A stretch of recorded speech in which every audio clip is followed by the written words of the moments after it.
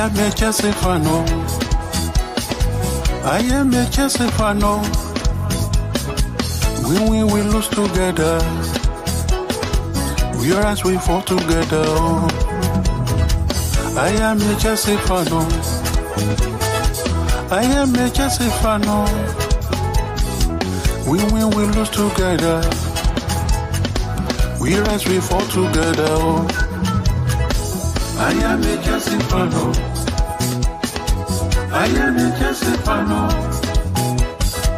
We win, we lose together. We rise, we fall together. Together we overcome. Together we can be stopped. We will reach those goals we set together. I am a Chelsea fan. I am a Chelsea fan. We will lose together. We rise, we fall together. I am a Chelsea fan. Chelsea fan. I am a Chelsea fan. Chelsea, okay. We lose together. Together we win. We rise, we fall together. I am a Chelsea fan. I am a Chelsea fan. We lose together. Together we can be strong. We rise, we fall together.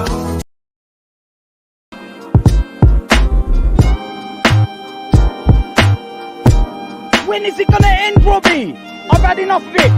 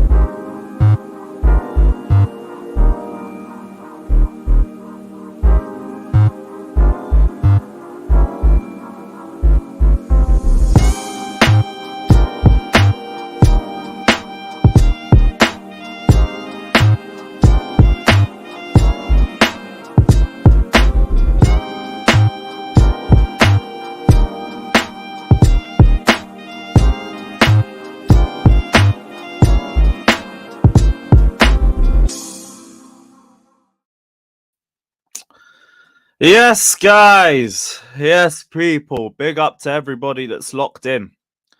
Before we start this video, I do like to pay respects to great Romeo LAVIA, the 10 bell salute. So please, if you could, everyone just bow your heads.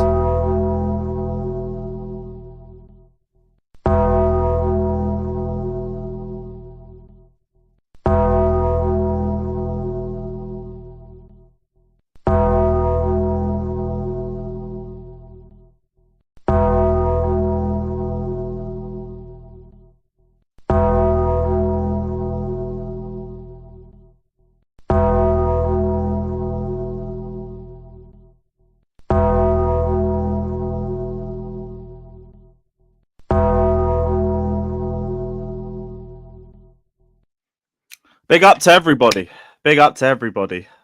Another week, another injury update. And yeah, LAVIA is out for the remainder of the season.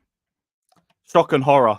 But hey, we're going to delve into everything regarding the LAVIA situation. We're going to talk about them Lukaku comments from yesterday. we've got the whole Gallagher situation that's continuing to do the rounds of the news. Start the riots and all of that crap. And yeah, past that, it's good to be back doing Chelsea news again, even though it does mean we are about 3 days away from the dreaded match day. But guys, hit the like button, subscribe, all of that. Big up to Oliver saying RIP Lavia. Big up to Maldini. Big up to Ashley. Big up to Bush. Big up to Cenac. Big up to Sean. Big up to everybody in here. Big up to Chloe. I did see her in it. Yep. Free Salt Gallagher, we riot. Big up Chloe. Big up Harrison. Big up everybody that's in here. Warrior, my G. Big up everybody. Let's run up the likes ASAP. Run up the likes, people, immediately. So let's just get straight into it. We got 150 of you, man, in here. So we got the dreaded but also low-key expected news that Lavia will miss the remainder of the 2023-2024 season. Right, where's my background, first off? Where's my background? Hurry up, hurry up. There we go. There we go. So Lavia will miss the remainder of the 2023-2024 season. Oh, I forgot the Poch intro. One second.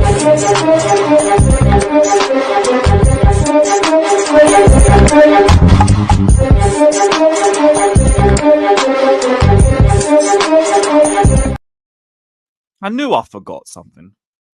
Goodness sakes. Big up Harrison, though. Big up my guy.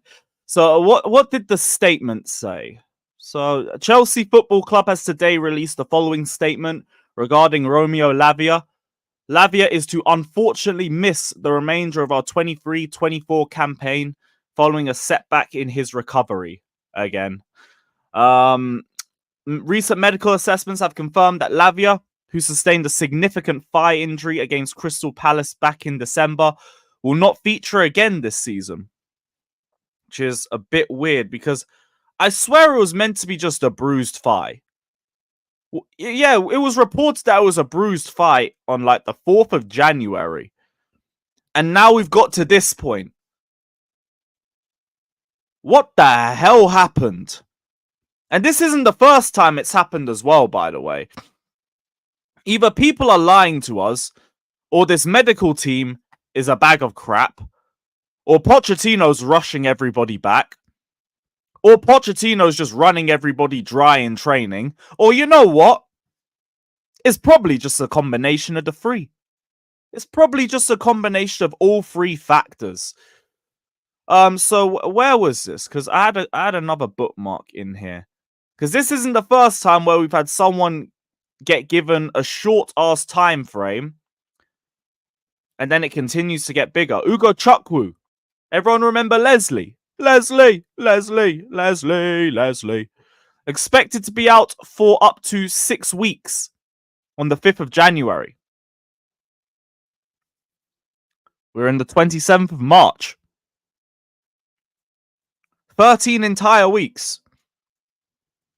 Where is Leslie? Where is Leslie? And Cuckoo. He was meant to be out for 3 to 4 weeks. I doubt we're going to see him back for Burnley.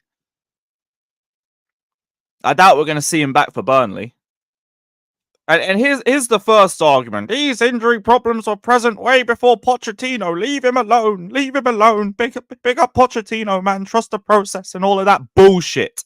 We're not listening to it. Because I know we've had injury problems before this. But we have a completely different medical team. We have a manager who was well known for driving players into the ground, especially when they're injured.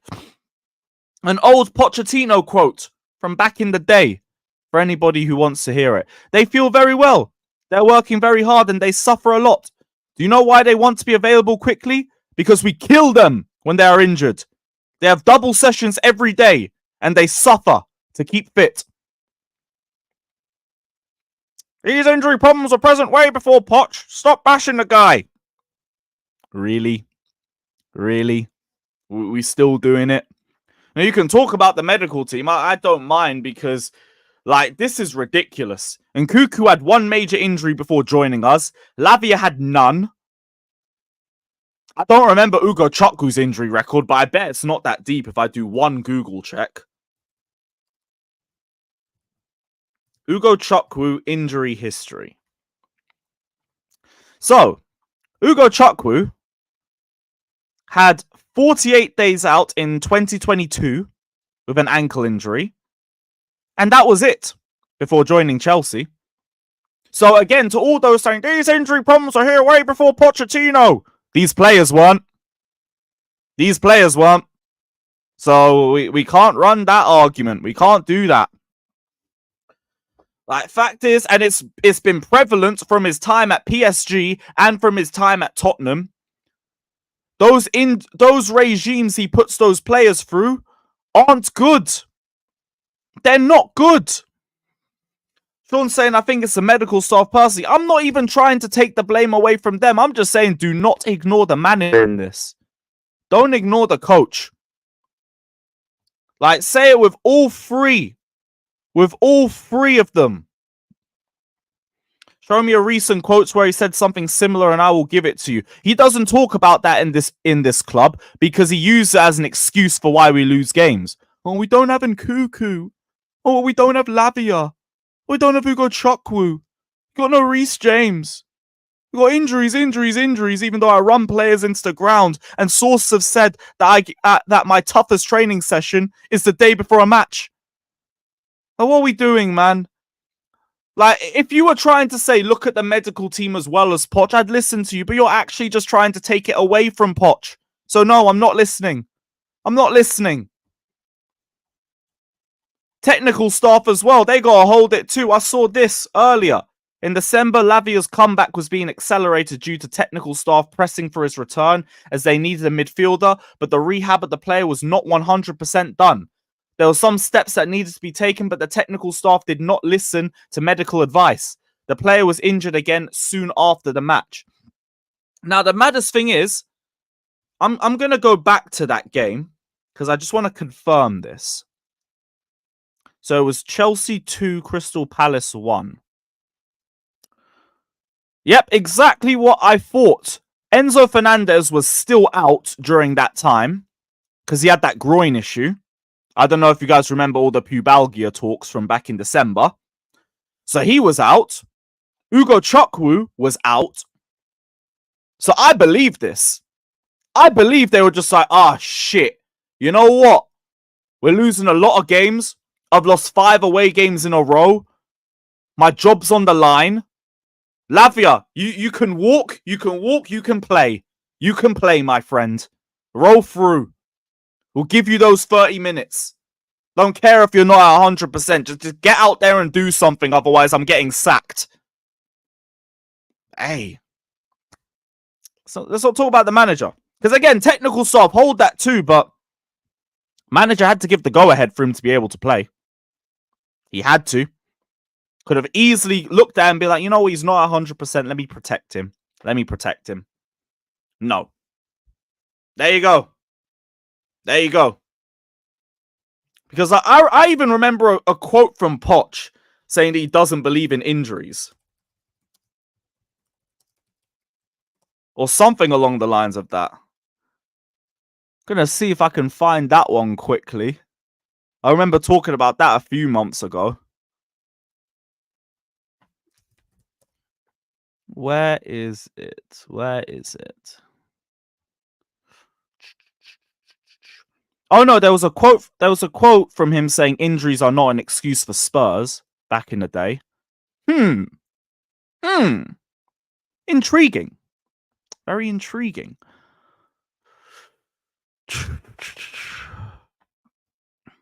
Is it fair to say, Lewis? That was it. I don't believe in injuries. It's mental. That was it. That was it. I'm really trying to find the quote. Let me use that. Pochettino injuries mental.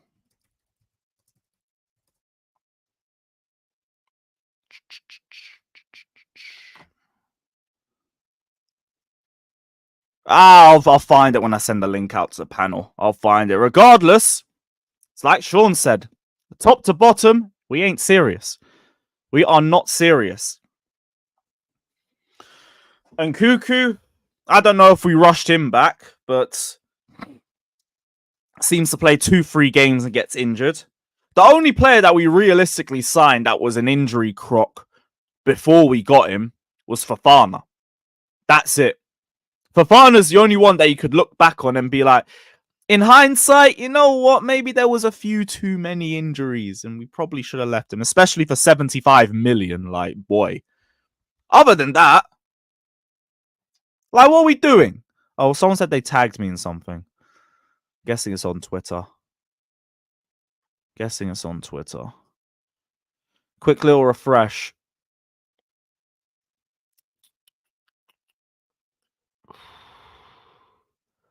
Yeah, I can't see it. If there's any quotes, just put in the chat. Put in the chat. Yeah, hindsight, broke a leg, tore a muscle. I think he had numerous like knee issues at that time, so I'm not too surprised. I really need to make my own bookmark section called Pochettino quotes, just so I have some receipts to go back on.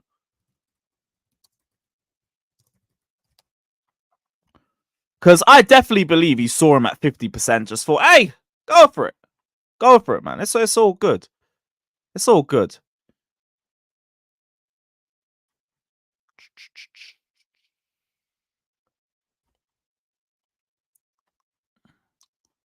That is what it is. Even Jose's let his players have more time off to not get re-injured. Maybe he has. I think I remember from that All or Nothing Tottenham documentary, he was trying to push Kane back a little bit early because he had some big injury around 1920. What if Lavia became our own Fofana? Easy. It's easy to say that. Like, that's kind of where I'm also okay with him missing the rest of the season, because it's like, look, if you can be okay for next season and hopefully we've got rid of this tyrant, it will be all right. It will be all right. But without that, it's a little bit long. But even then, it's like, now I have to see more Gallagher playing, because as soon as Lavia's back, we could drop that scrub and push Caicedo and Enzo a little bit further forward. It's just a bit jarring. Oh, so what was this? Experience is like a cow who sees a train every day for 10 years crossing in front of her. And if you ask the cow when the train is coming, she's not going to answer.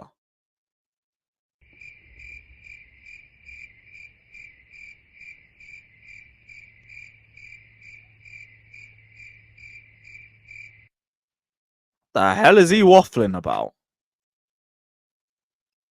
If you ask a cow when the train is coming, she's not going to answer. Well, it's a cow.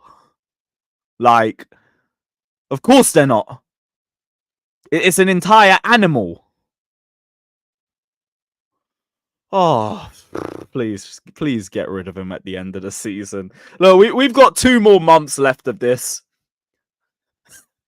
We got 2 months left of this, and then just get rid of him. Please, just get rid of him.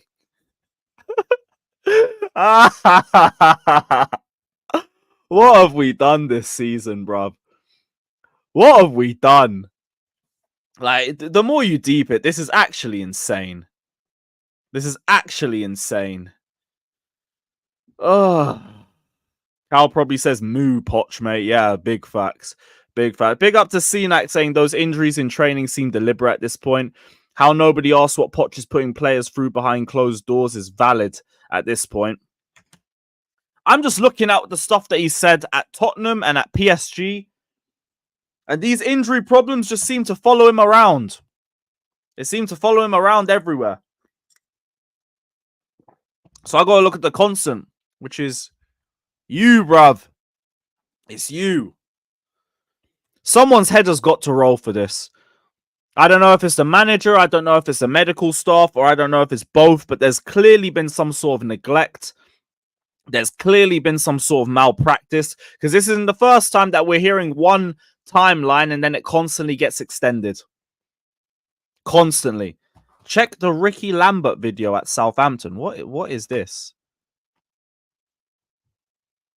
What is this?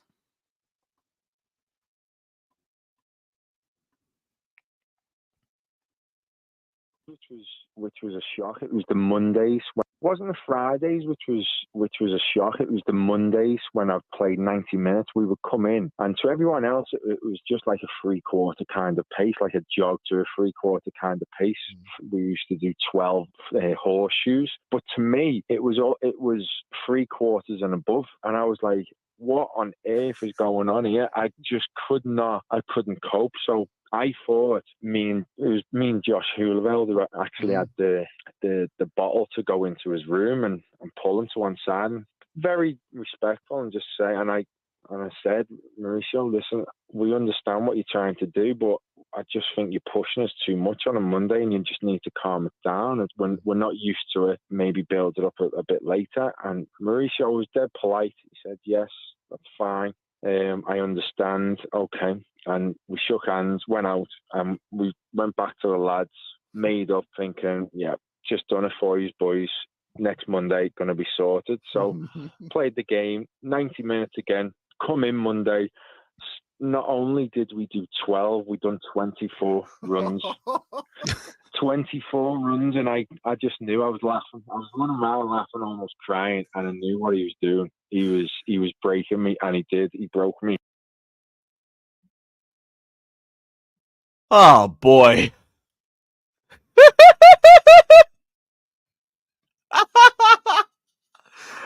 Oh my gosh. That brother was like, what, 32, 33 at that time as well?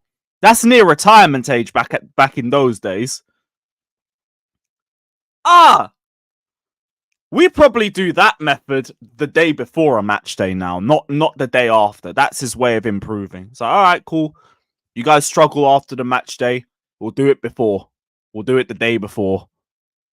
You wonder why these players look so exhausted and they play one game a week. That's another reason why I can't be asked to hear all the stuff about, this has happened before with previous Chelsea squads.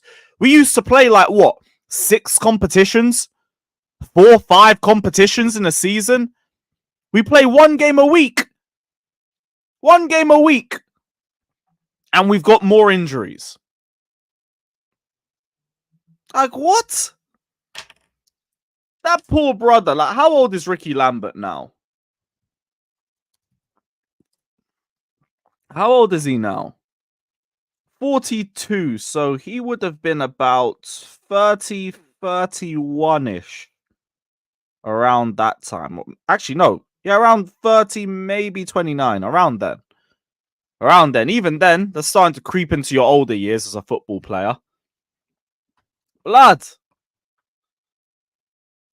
Well, the one constant is that Pochettino training is just run. Run. Don't stop running. When you feel tired, run some more. Are you resting? No, you should be running. What in the hell, man? Poor and Cuckoo. Reece James, bro, please don't come back. Please don't come back this season. I beg you. I beg you, don't come back. Rest. Rest. Tell him you're not fit. Tell him you're not fit to come back. Tell him you've done your knee again or something. Start limping on the way to Cobham and all of that.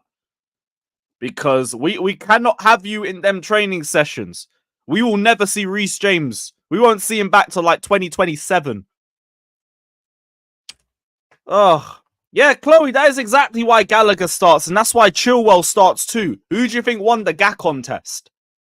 It was Chilwell. These men probably do GA contests every week. And you know what? I bet the likes of Mudryk and Madueke are bottom of that list, and that's why they never played. Ian Matson as well, another one. Bottom of the list, never played. Imagine my shock. Hell, maybe that's why Lukaku was like, hey, you know what? I know you're new owners and everything. I don't want to be here. I don't want to be here. Send me to another club, please. Because he ain't doing that training. You can get in the bin with that. And speaking of Lukaku, that is also a good segue because I have seen these Lukaku quotes doing the run over the last 24 hours. Where's the video quick? Where's the video? Big up, Steve. I'm going to drop the link in a little sec. Big up. Yeah, Bush, I remember that. I remember that. While I get this video up as well, hit the like button, subscribe, super chat if you want to guarantee your comment gets read out, or if you want to help the channel as well. Big up to everybody. Big up. Where is it? So this was it. Frustrating for you. You must have thought you'd won that game. Yeah, I mean, this is football, you know, at the end of the day. It's not over until the referee blows the whistle, but we have to continue. It's a team in progress, and, you know, we did an okay performance today. Your own personal performance was outstanding. The ball you played for the second goal was really, really impressive. When you come back to England, is there a bit of you that really wants to impress? I don't know. You have to ask yourself. Okay. There was a lot of mumbling in that, but what he basically said was, well, he was asked, when you come back to England, is there a bit of you that really wants to impress? And he said, I don't know. You'll have to ask Chelsea with a little bit of quiet mumbling just like this because he didn't want to say too much. But yeah, he did say that. Unpredictable. Most unpredictable brother going. 1 minute he's flirting with Milan. Then he's bigging up the Saudi league. Then he's speaking about Roma. Now he's quietly trying to see what Chelsea's on. Do you really think bro wants to come back? I think he's assessing his options. I don't think it's a case like Chelsea. I really want to come back. It's like, I think he wants to see what the summer's saying. That's what I think he wants. Like, Lukaku is calculated in terms of what he says and does. He is a massive dickhead. Like, to say it nicely. When he says stuff like what he said in the big interview about Inter Milan, he knows what he's doing for the most part. I feel like he's trying to throw a little hint out there. Trying to say the ball is in our court and it's a bit of a question of, do you want me back? Now, it's nothing definitive. Nothing is set in stone, except Lukaku is probably returning to Chelsea unless Roma can pay 37 million, which I think is the release clause. If Roma can't pay that, then I don't really know what the plan is unless he does want to go to Saudi. If it's not Saudi, he might end up just being stuck here because I don't know what else we could do with him. Actually, tell a lie. I've been saying for a while, push us to number 1 for the Osimhen deal and send Lukaku the other way. Be like, hey, you need a striker. You're going to lose Osimhen. Here is an experienced Serie A forward. Bagged hella goals in that league. I'm sure he's got over 100 in that league. There you go. Have him. On us. On us. Friend to friend and all of that. Well, being the Laurinaitis, I won't really say friend, but there you go. Now push us to number 1 for Osimhen. Yeah, man, pimp him out. Like, he's an Italy whore anyway. Let him complete his tour. He's been in Milan.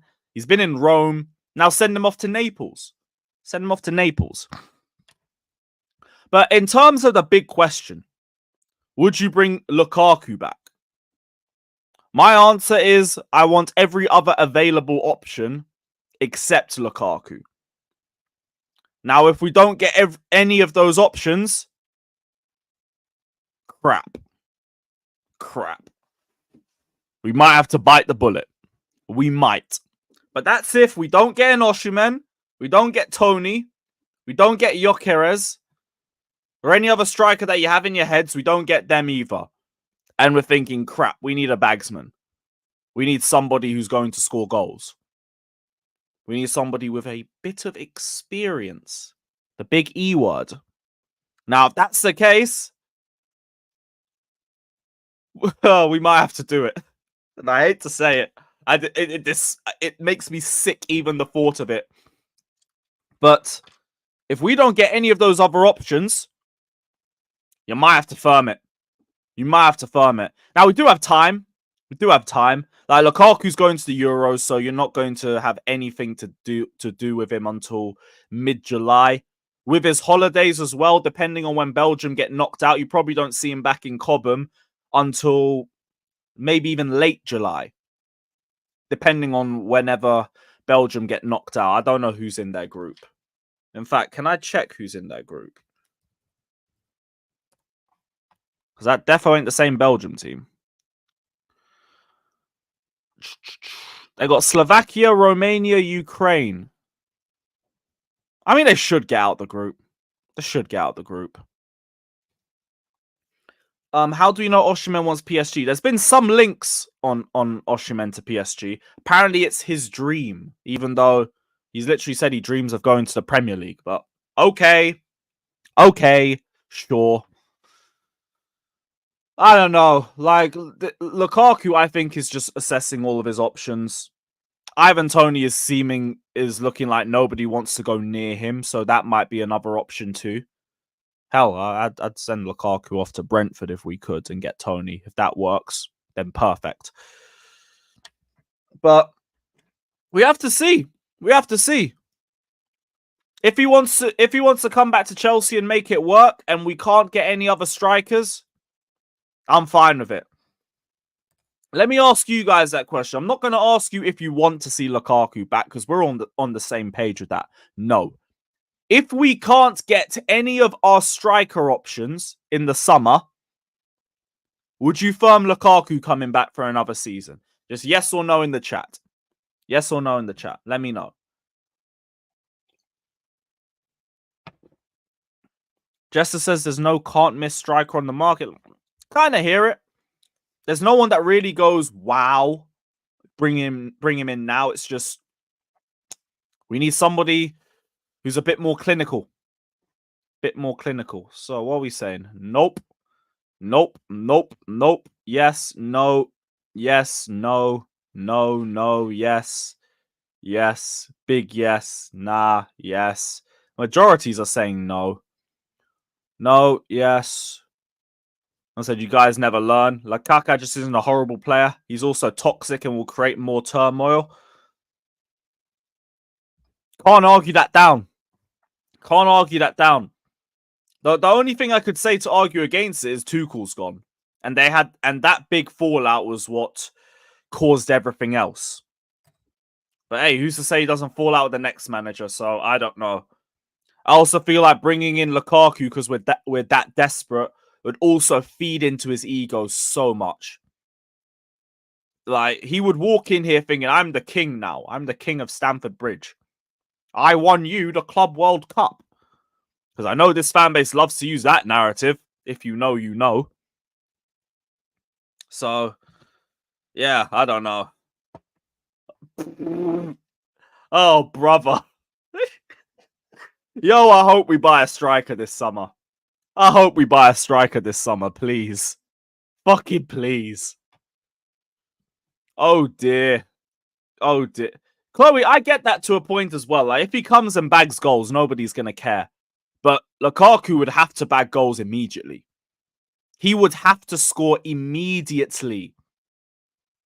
Because if he doesn't, it's long. Fans will be on his arse, pause, from the start. He will not be allowed to have a bad run of form at Chelsea. And plus, his first goal celebration, he'll still have to do the old, I'm sorry, and all of that. Just to pander to us a little bit. Trust him more than spending loads on a new striker. I'll be so real, I don't trust him as far as I could throw him. I don't trust Lukaku at all. This would have to be a circumstance. Have to be a circumstance. It would need to be a situation of, I have nothing left. So, yeah, Lukaku, you're not going anywhere. Because we need a striker. And we haven't got a striker, so you're stuck here. Here's what it is. Hold that. Figure it out. That's the only way I would be okay with him coming. Pause. Brazy pause. But yeah. Other than that, no, get me another striker, please. Please. Big up to Goyam saying Tim's and Rim Job on the same pitch is like the same and oh my goodness. Oh wow. I mean, you're not wrong. Can we just bin off Sterling? Can we just bin him off? I wouldn't be too bad. I said this isn't black excellence. This is just blacked. Oh dear. That's another if you know, you know. That is crazy.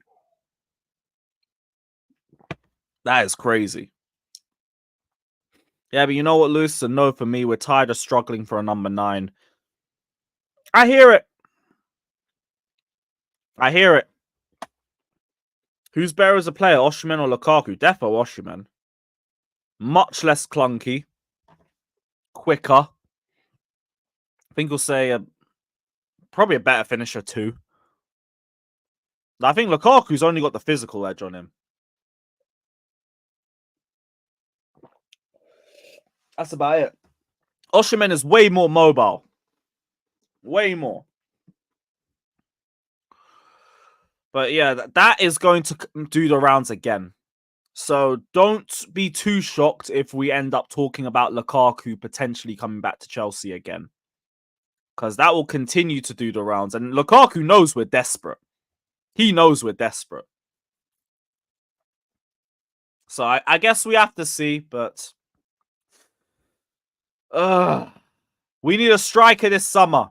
That's the one thing we can all agree on. That's it. In terms of Lukaku, I don't know. Let me drop a quick poll before I move on to the next topic.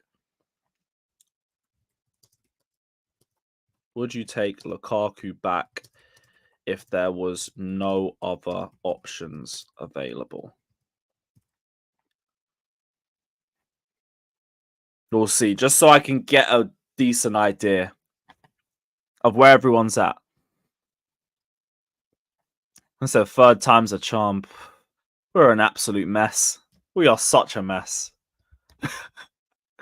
Imagine being in this scenario where you need to bring this guy back. Probably one of the most despised figures in Chelsea history. The biggest waste of money that we've made for Chelsea in general.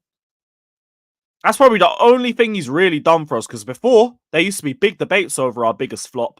Now, no. No debates. It's you. It is you, blood. You're the worst transfer we've ever made. You're the 2nd worst, dickhead. I needed to add my daily habit slander. Has been a while.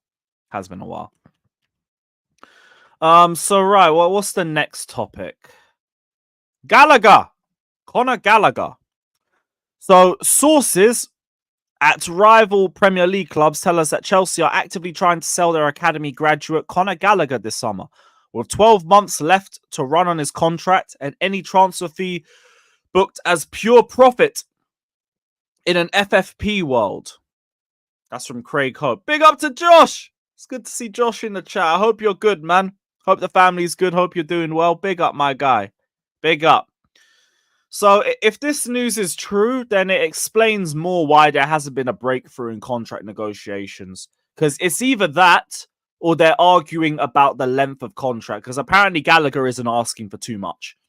So if he's not asking for too much, he probably doesn't want to be on those wages for 8 years. And I've said before, if that's the case, I understand Gallagher's stance. If you continue to develop, you continue to grow, you continue to improve, you shouldn't have to be stuck on those small wages. You should actually be able to get wages that are based on your ability. As of right now, you don't deserve that. You don't deserve anything above 150. Even 150 is a little bit too much, in my opinion. But you could give him a little 100, 120, a 2-year extension. And I wouldn't mind that. I wouldn't even be against that. Go for it. Let him see where he develops. If he's still the same Conor Gallagher in a year's time, sell him. Hell, give him the contract and sell him for more money if you want. I don't care. Like, he's a decent player. I don't mind keeping him because he's useful against certain teams. But he ain't great. We all know that. I don't need to give you guys the same spiel as I say every single stream. He's not great. I don't mind if he stays. I don't mind if he goes. Just spare me the if we sell Conor, we riot shirts and all this BS. Like, really? Man, I'm gonna treat him like he's Eden Hazard. Okay. Yeah, Cenac, if they give him a 2-year deal or something, fine. You will not hear any complaints from me. You won't hear any complaints. That's also one for everyone who says, you have a Gallagher agenda. You hate Conor Gallagher. He can't do anything to make you happy. Well, I'd want him gone regardless then. I don't want him gone under any circumstances. It's just, don't give him anything stupid. Don't give him anything stupid. Now, if he's asking for like 120k in a 2-year extension, honestly, give him the deal if you want. Unless it's an FFP thing and like you just want to sell him anyway. And if that's the case, again, cool. I understand. We might need to try and sell players by June 30th. If Gallagher has to be the one that goes, fine by me. Fine by me. He's not worth crying about. Don't mind keeping him. Don't mind if he goes. Fabrizio's also said Gallagher wants to discuss a new contract at Chelsea, but the club wants to take their time to understand the situation of Gallagher and the cost of his contract in the context of financial fair play. Wants to take their time to understand the situation of Gallagher and the cost of his contract in the context of FFP.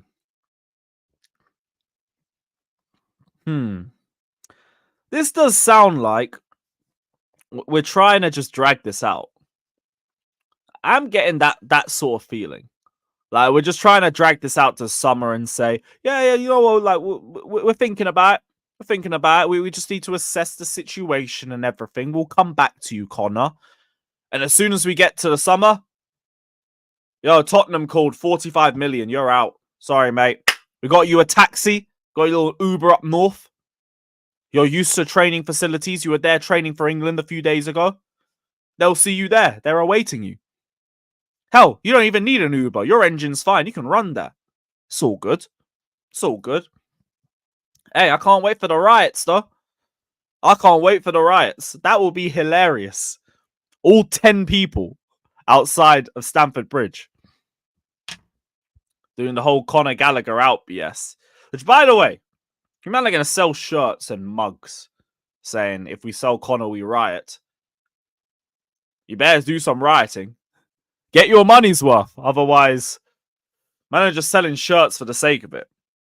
Man just selling shirts for the sake of it. Said Chloe's definitely going to be in the riot, and immediately after, we'll be there no matter what. Fairs. I might go there as well just to vlog and laugh about it. I'll stand next to everyone protesting for Gallagher's departure and say, thank you for selling Gallagher or something. I'll make up a little sign. Everyone's saying, keep Conor Gallagher. I'll be like, sell Conor Gallagher. Yeah, you know what? I'll bring a sign saying pure profit. And then the more than logo. That's it. That'll be my sign. That'll be what I bring to the protest. What is it? That's it. That will be my sign. Pure profit. Real. Up the Chelsea. Yeah, man. That vlog will be hilarious. At the Conor Gallagher protest with a couple laugh emojis. That'll be mad. I said the riot will look like the Etihad. Bruv, it will look like the Emirates in 2018. If you know, you know. If you know, you know. There was a little bit of Maatsen news as well. Let me find that quickly before I send the link out. Where was it? So Bayern Munich have identified Maatsen as a potential Alphonso Davies replacement should he leave, according to Plettigol. Which, if true, is insane, seeing as we are linked with Alphonso Davies and they are looking at one of our own players as the replacement for Alphonso Davies. But, hey, thank you, Pochettino. Thank you, Pochettino. What a genius. What a genius. 35 million release clause basically means he ain't coming back. If Bayern Munich are interested in him, if Dortmund are interested in him, and they probably are. Why the hell would he want to come back to this mid-table mess? He is probably waking up every day saying, Father God, I thank you for what you've given me today. You have saved me from Maurizio Pochettino and his 30 runs per hour training sessions. I am now cooking in Borussia Dortmund, and the best clubs in Germany want me. Praise be to God. he is probably praying every single day, giving thanks to the Lord God Almighty. And you know what? Fairs. You managed to save your career. Save yourself from a bunch of different muscle injuries that this manager and this medical team would have given you. Fairs. I understand. We probably won't see you again, mate. But just don't come back to England, please. It'll be even worse if you start cooking for a rival. Just stay over there, mate. Just stay over there. Do your thing. Cook. And yeah. Shame you couldn't cook here, but it is what it is. It is what it is. I told you, stop looking at the medical team. Brother, we are looking at the medical team and we are looking at the manager. They are all under the microscope right now. But if you want to say different, roll through. I will send you over the link in a little sec. Lewis, are you a pitch owner? Nope. I've thought about it, but no. A young player going to Germany and playing well. We've never seen that before. They always come here and dominate. I know what you're trying to hint at. But that logic usually works for forwards because of how open Bundesliga football is. It's only really forwards. So it's also not really that accurate. And also, we've had injuries at left back all season. Meanwhile, we decide to play Colwell at left back over someone who could actually play at left back. But hey, I see it's different. And look, one look at what at Dortmund, man's been playing left back. So that's why I rate defenders who come from the Bundesliga more. Because that is an open arse league. You can ball out defensively. Fair play to you. Off to the CST meeting. When is that? I didn't even know about a supporters trust meeting. Although I'm not part of the supporters trust anyway. So I need special general meeting this Saturday. Yeah, I'm going out anyway. So I can't see that. Oh, it's a bank holiday weekend. I'm not spending it there. Sorry. But I hope they sort out everything. Or they get to some sort of agreement. I say get the fan advisory board in, but they're just going to be overly positive anyway because they're under the payroll. Is there any other news? Let me have a quick look. Yeah, that's it. That's it. If you can defend well in the Bundesliga, fair play to you. If you're a forward, these men play heavy attacking football with high lines all the time. That's why you can't translate that to the Premier League, and that's why they need to adapt. Ian Maatsen is playing at left back, not left wing. So, but hey, big up to Josh anyway. Big up. Let me just double check if there was anything else. I did see Lavia as well had the most minutes of any under 20 last season, and now he's probably got the least. Thank you, Poch. Thank you, medical team. Chelsea is currently the strongest possibility for Victor Gyökeres, with the Blues reinforcing their interest in the striker, says Record Portugal. Okay. Chelsea want to repeat a similar deal to Koulibaly and Mendy for Lukaku, aka book value. And there's hope that a club from Saudi Arabia will offer good money in the summer. Hopefully, that gives us the easiest way out of this Lukaku saga. Hopefully. Give Me Sport is reporting that Sterling is increasingly likely to leave Chelsea in the summer, and his preference is to join a Premier League rival or embark on a fresh challenge. I don't believe that for a second. I genuinely don't believe that for a second. Why the hell would Sterling want to leave? Why the hell would he want to leave? Brothers on 315 a week. He's in London with his family. Why the hell would he want to go? Unless Arsenal or Tottenham are interested and they offer equal wages. There's no reason for it. Literally zero reason for it. Fabrizio said we aren't... Did he?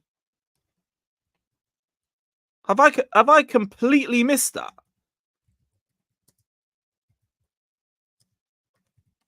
Let me have a quick look. Chelsea have not submitted any bid for Gyökeres despite no, that's from January. That's all from Chelsea are not considering a deal for Gyökeres from the 1st of March. All right, cool. We're taking Gyökeres off that list. Cool. Thank you for letting me know, because that completely flew over my head. So bless for that. Right, so Gyökeres closed. No more, none of this or whatever his celebration is. You ain't gonna be seeing that at the bridge. Big up to the Herbsman, my guy, my bro, my buddy, my pal. Big up to the Herbsman with the 5 memberships, my G. Big up everybody who got a membership. Congratulations, people. Big up. Big up. Yes, appreciate you, man. Appreciate you, bro. We've scouted him, though, the last couple of games. Bro, like, think about it. Just because we've sent guys to Sporting, I'm going to say it doesn't necessarily mean that it's for Gyökeres. Like, we might be looking at him. Could also be looking at Diamande. Could also be looking at Amorim. Like, it's not the first time we've been linked to somebody from Sporting. So I wouldn't necessarily say, like, it could be partly Gyökeres, but we could be there for more than one reason too, or a completely separate reason. So, like, I don't know. Things can obviously change. Maybe in a month or two we do have interest, but as of right now, nope. Fabrizio said there's no interest. So we'll take his word for it. We'll take his word for it. March 7th, there was another one saying Chelsea aren't working on Gyökeres. They have other names. So, again, no Gyökeres from the looks of things. But, yeah, let me send this link out.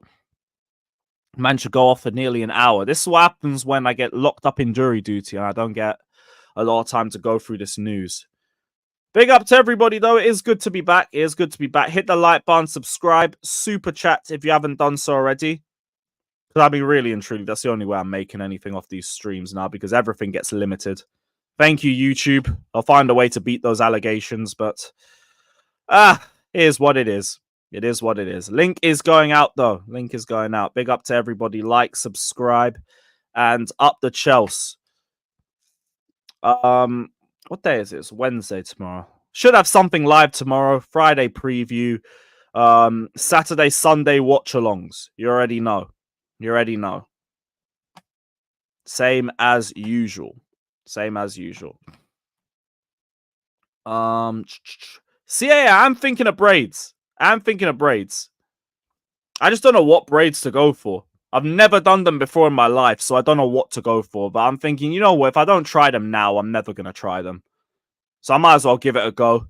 If it looks like crap, we can have a laugh about it, and then I'm getting rid of it immediately. If it looks sick, I'm sticking with it.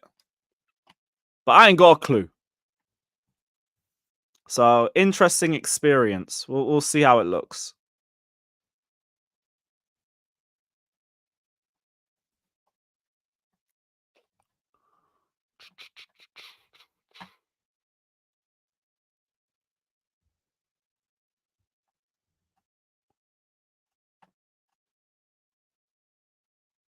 What the hell?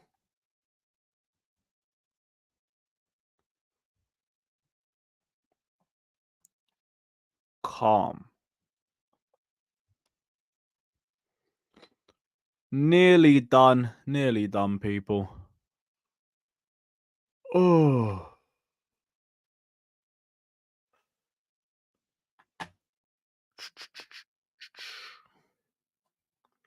Calm. Let's see what we're saying. Big up to the Herbs and saying, big up, Lewis. Always enjoyed your content and your point of view, especially when you are on Coppish. Big up, my guy. I'm gonna take it you're a Liverpool fan as well. So big up, brother. Big up. We haven't been on Coppish in a while because what was that? Europa League. That's it. We used to film on the Thursday nights, and Thursdays are now Europa League nights. So we haven't been able to film as much as usual. But hopefully next season we can. But I can't lie, next season I'm hoping we're busy on Thursdays, because if we're not, it's a bit long. It's a bit long. But big up, my guy. Appreciate you, man. Appreciate the donation. Big up for the love. Big up for the love. Big up, Liz. What we saying, man? Romeo Lavia gone. Romeo Lavia gone again. Big shock, eh? To be honest, we haven't. Not really surprised. I mean, we were only told a couple weeks with a bruised thigh, and now it's a significant thigh injury. I don't get how it could have accelerated by that. I don't know what could have happened other than training. You know, it probably is training. I think I can look to, huh? It's the training. Trained with the first team in a while, has he? I don't know if he's trained with the first team or trained individually.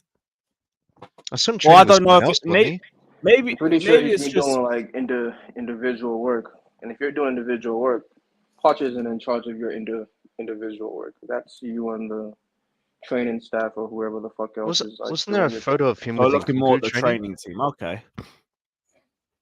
And by himself, nobody else next to him. So my assumption was that he was training by himself, like he's been for a while, because he's not even being close to being ready to play. So you only train with the actual first team when you're close to being ready to play. That's why, like, for me, it's a mixture of a lot of things that's fucked up about these guys, right? One is you're rushing them into full fitness. Because last year, these guys weren't fit at all, right? We all remember 60th minute, they're cooked. And we were like, yo, we need to get them fit and blah, blah, blah. So going from completely like a decimal in your fitness to now it's to the craziest level, that's going to have an effect on players. The training staff is going to have an effect on players. Your personal regimen when you go home or what you do personally, like we all watched football for a long time. We remember Beckham going to a specialist to get his back worked out, and they found out that it was his tooth. Your club is not going to find that shit for you. You know what I mean? The best doctors in the world aren't working for your club. Those are specialists at actual hospitals, and you know what I mean? Now, who get paid $500,000 just to see one fucking person? They're not getting hired for $250K, which is what we saw a club has, right? That's the club. That's what leaked, that the club is offering $250K for 1 year. They're not taking that shit to go work for Chelsea. So you have to send your players to go meet them or take the personal initiative. Like, yo, this shit is not working. Let me go see the specialist about my back.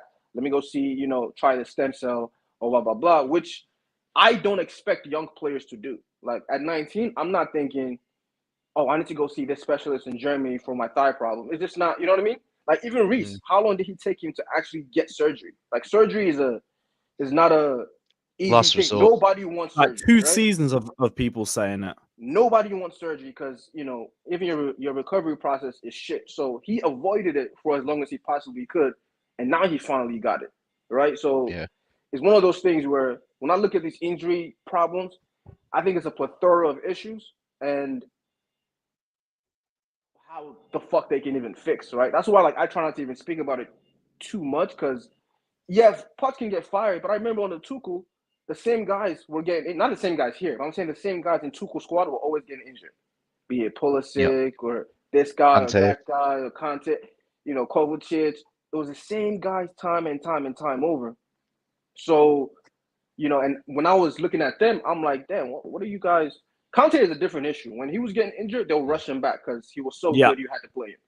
These other guys, Lavia hasn't even played 100 minutes for us for it to be like, oh, he's getting overplayed in actual games or this. And even this injury is in the back of you not even having first team training.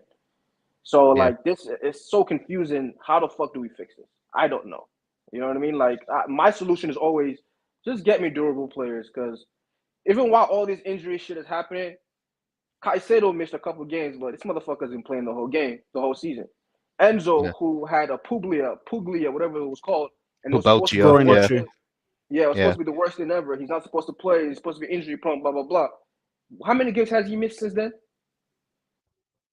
He's been playing basically every match too. There was a period he played like 120 minutes, 2 games straight, right? So it's like... Yeah, him and Caicedo. Yeah, I'm looking at it like, I don't know, because they're doing the same training.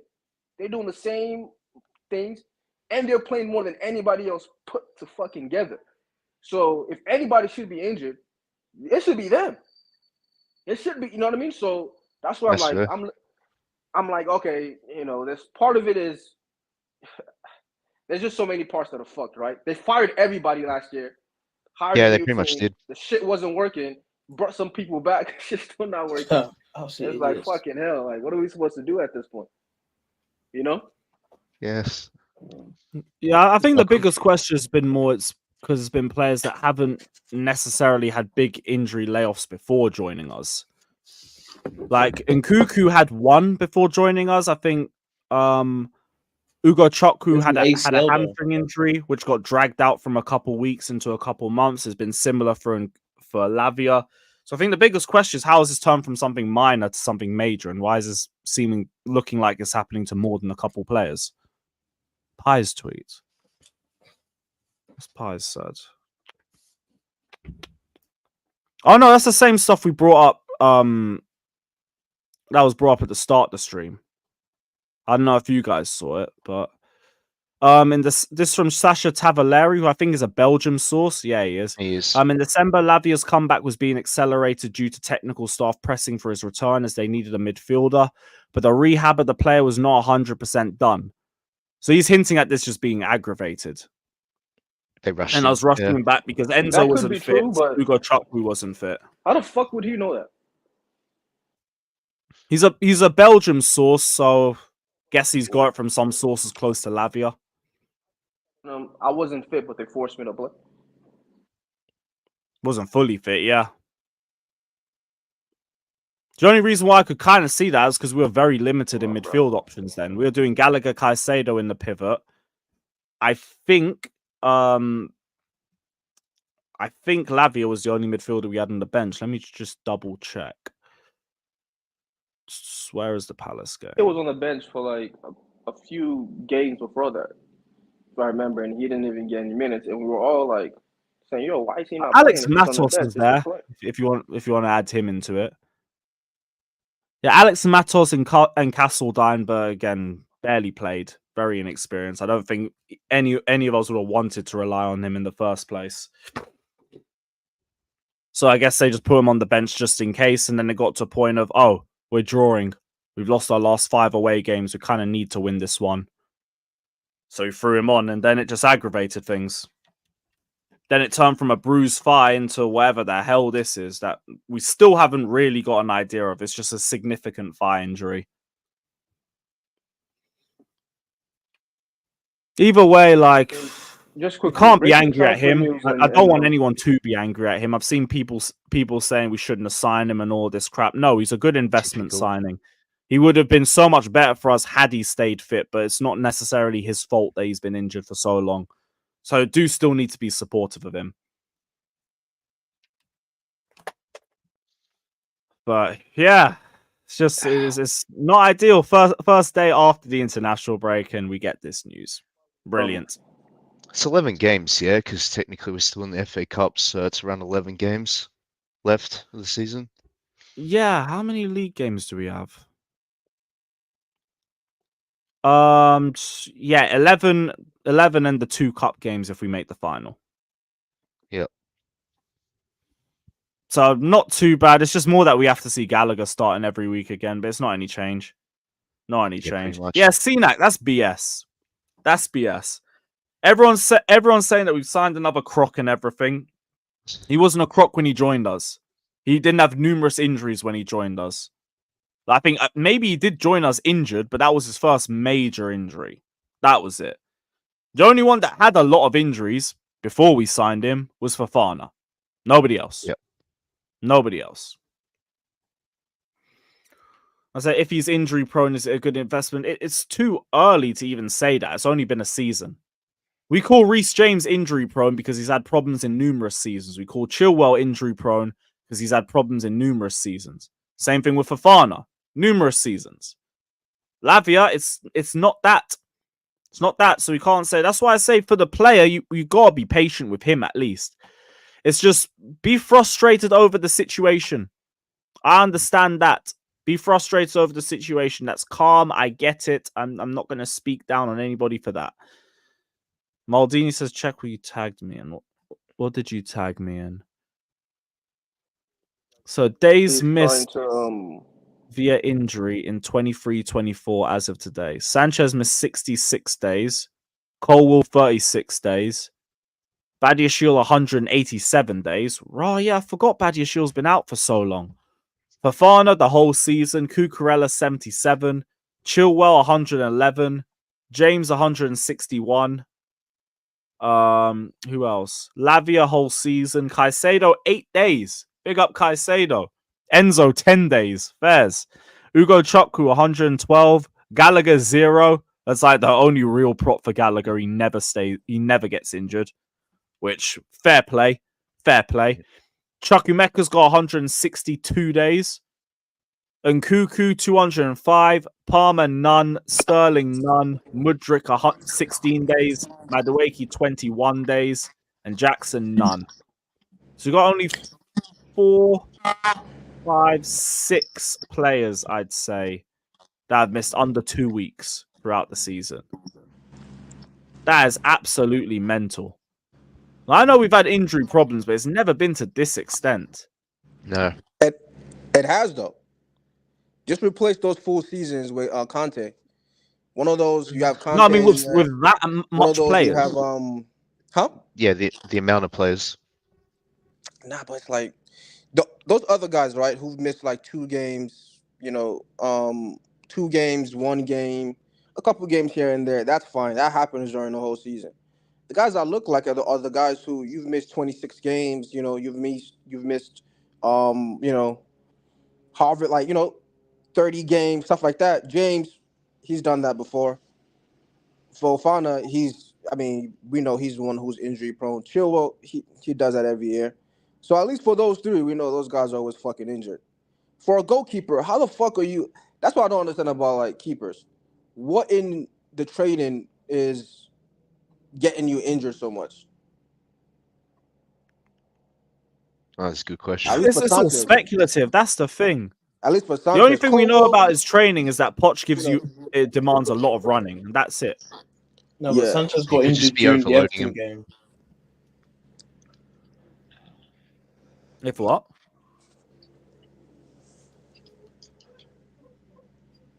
What was that? He said Sanchez got injured during the Everton game or what? What'd you say? Yeah, Sanchez is injured in the Everton match. Yeah, that's right. Let me now, find look at out. some of these guys, man. At least of the guys who were chronically injured, because there's about 7 guys who were chronically injured. 3 of them we know for sure have been chronically injured for a long time, right? The others are under 20, man. That's not a coincidence. You think we're overrunning them for their age or something? He had a knee injury. I don't know. I just think they haven't had a lot of history. They haven't had a lot of history to know their body, to know or for us to even know, to you know what I mean, to know what to treat. I feel like that might play some part in it. You know what I'm saying? Where it's yeah, no, I get you. Like the medical stuff should be reporting on the players' fitness levels and whatnot. Who's more at risk of getting what injury and this and that. Yeah, but I don't know. I don't know what's going on, but there has to be something there where it's the really, really young guys, the Leslie, the Fofana, the Lavia. A lot of these guys especially Lavia and Leslie, they're not even 20. Yeah, that's true. And they're out for a while. Chilwell, you've been injured since I've known you. James, same with you. Them two is Fofana, we know what same you with guys you. are. So those 3 guys, those guys were always injured. James and Chilwell, Chilwell already needs to go. But with James, we're just waiting to see how he recovers from this surgery. If it's the same old BS, then can't argue down anybody who wants to get rid. Can't even blame them at this point. But yeah, we kind of already know the situation with that one. On to what's been a pretty big discussion topic over the last 24 hours. Lukaku. Lukaku's been actually, no, before that, big up Scott, man. What's your thoughts on this whole Lavia situation just before we move on? It's embarrassing on all fronts, from the coaching department. Well, I say the coaching department, the manager, and the medical team. I don't quite understand how a 2-week precautionary injury can go to a 5+ month serious injury. And it's not like it's not like that happened in a week. That happened across like a month. We heard nothing for a month, and then heard it's a serious injury. He'll be out for a period of time, and then today hear, oh, he's going to be out for the rest of the season. So like, it's just embarrassing, really. It's a damning indictment of this coach as well. If you believe the report that came out from Sasha Tivoli, or however you say his last name, about the medical team saying that he hadn't finished his rehab and Poch still picked him for that Palace game anyway, it's just even more of a damning indictment on this manager and his. To call it archaic wouldn't do it justice. His pathetic coaching standards when it comes to dealing with injuries. Yeah, it's just annoying because he's a talented player and I think he would have been an asset, but it just like I don't know what more to say, man. Like it's just embarrassing, man. And it like all he's gone. Like I don't want these players. I don't want these players to have to deal with it again next season. Like we're talking about players that have either never been injured or had one injury in their like, entire time. I keep pointing it out because I keep needing people to understand this. Lavia had one injury in his whole career until he joined Chelsea, and it was the summer he moved to Southampton. But Scott, the only caveat to that would be they've only had 1 year in their careers, most of them. Yeah, but even so, Daniel, they haven't really even had time to like build up. Play professional. Yeah, no, like I'm saying like build up that durability of having injuries, coming back, over the course of the career. He had one injury last year, but again, last year was his first year ever, so we don't know like how, because a lot of this seems like it's a recovery issue, setbacks. They look at him at 4 weeks. It's worse, not setback. So what is going on the whole season? Badi Shile has had about 3 setbacks. Same with Chukwuemeka. Same with Leslie at this point. Where's he? He was meant to be out for 6 weeks. It's been 12. Like multiple players this season. I think Reece in the same boat. I think Sanchez maybe not. There have been multiple players this season that have had multiple setbacks. And the thing I was saying about the one injury thing is not just it's early in his career, but it's a case of this guy had one injury that wasn't that serious, and it was when he wasn't playing football. He then spent the whole season playing football, didn't get injured once. He comes to Chelsea, and you expect an injury here or two. He's had 3 or 4 injuries and about 4 setbacks across a whole season. That's not normal. That's not normal. Yeah.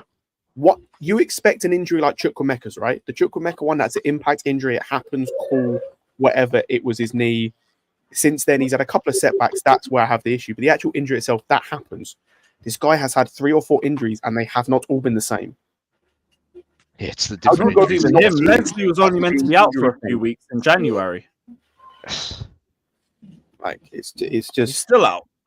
It's just embarrassing. 3 to 4 weeks. We'll see if he's still undergoing his rehabilitation process. But the thing is, you know what the thing is as well?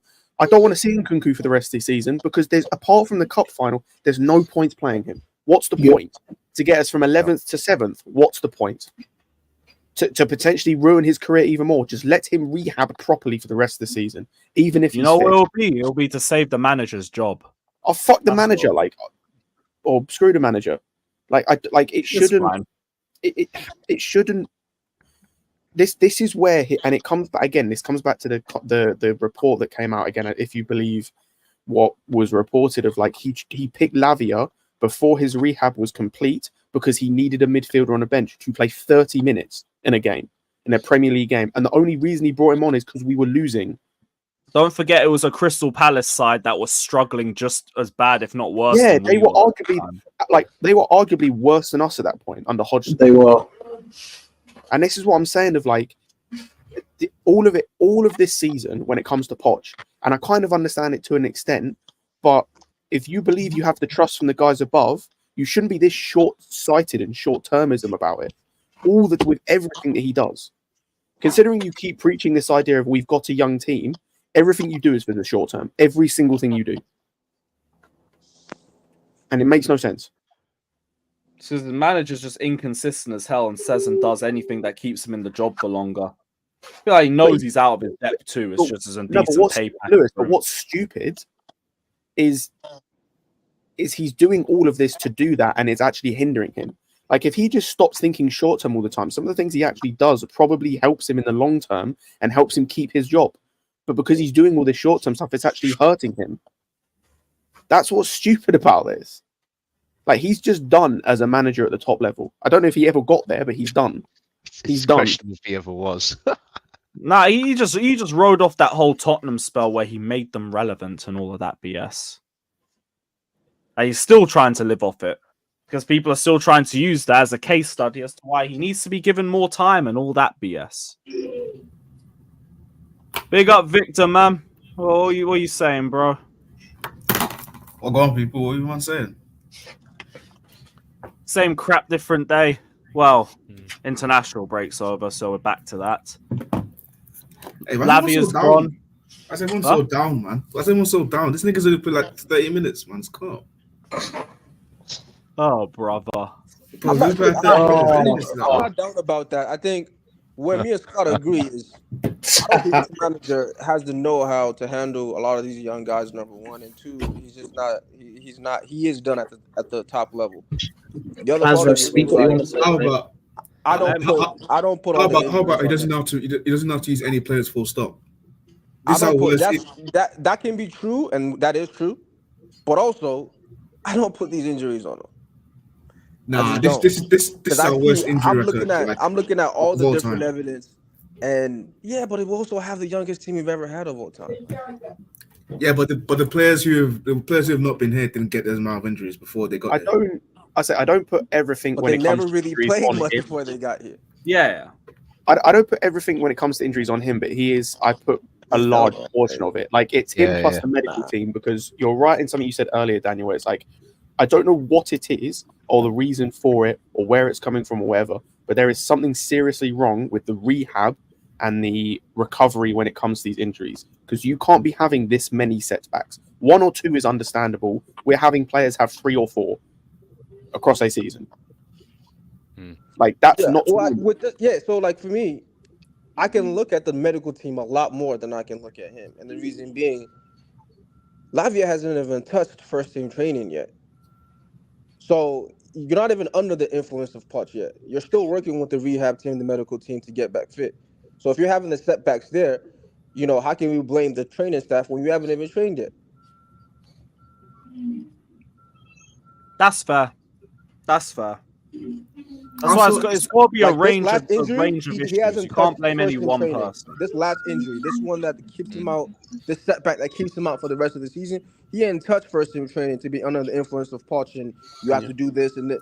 He's still working with the rehab team.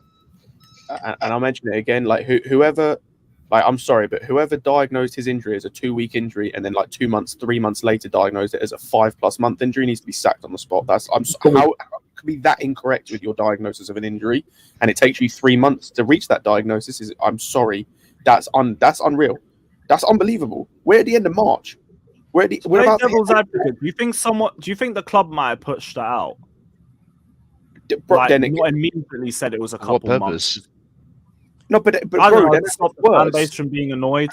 Bro, that looks worse. I'm sorry. Like, that makes but like, Lewis, that goes back to the short term. It's just because it's happened before. Like, we've seen this with Ugo Chukwu, and we've seen with Nkuku as well. So it's clearly not the first time. No, but what I'm saying is that makes it worse because it goes back to the short term thing I was talking about. Like, if you just say he's going to be out for like 5+ months, his season's done.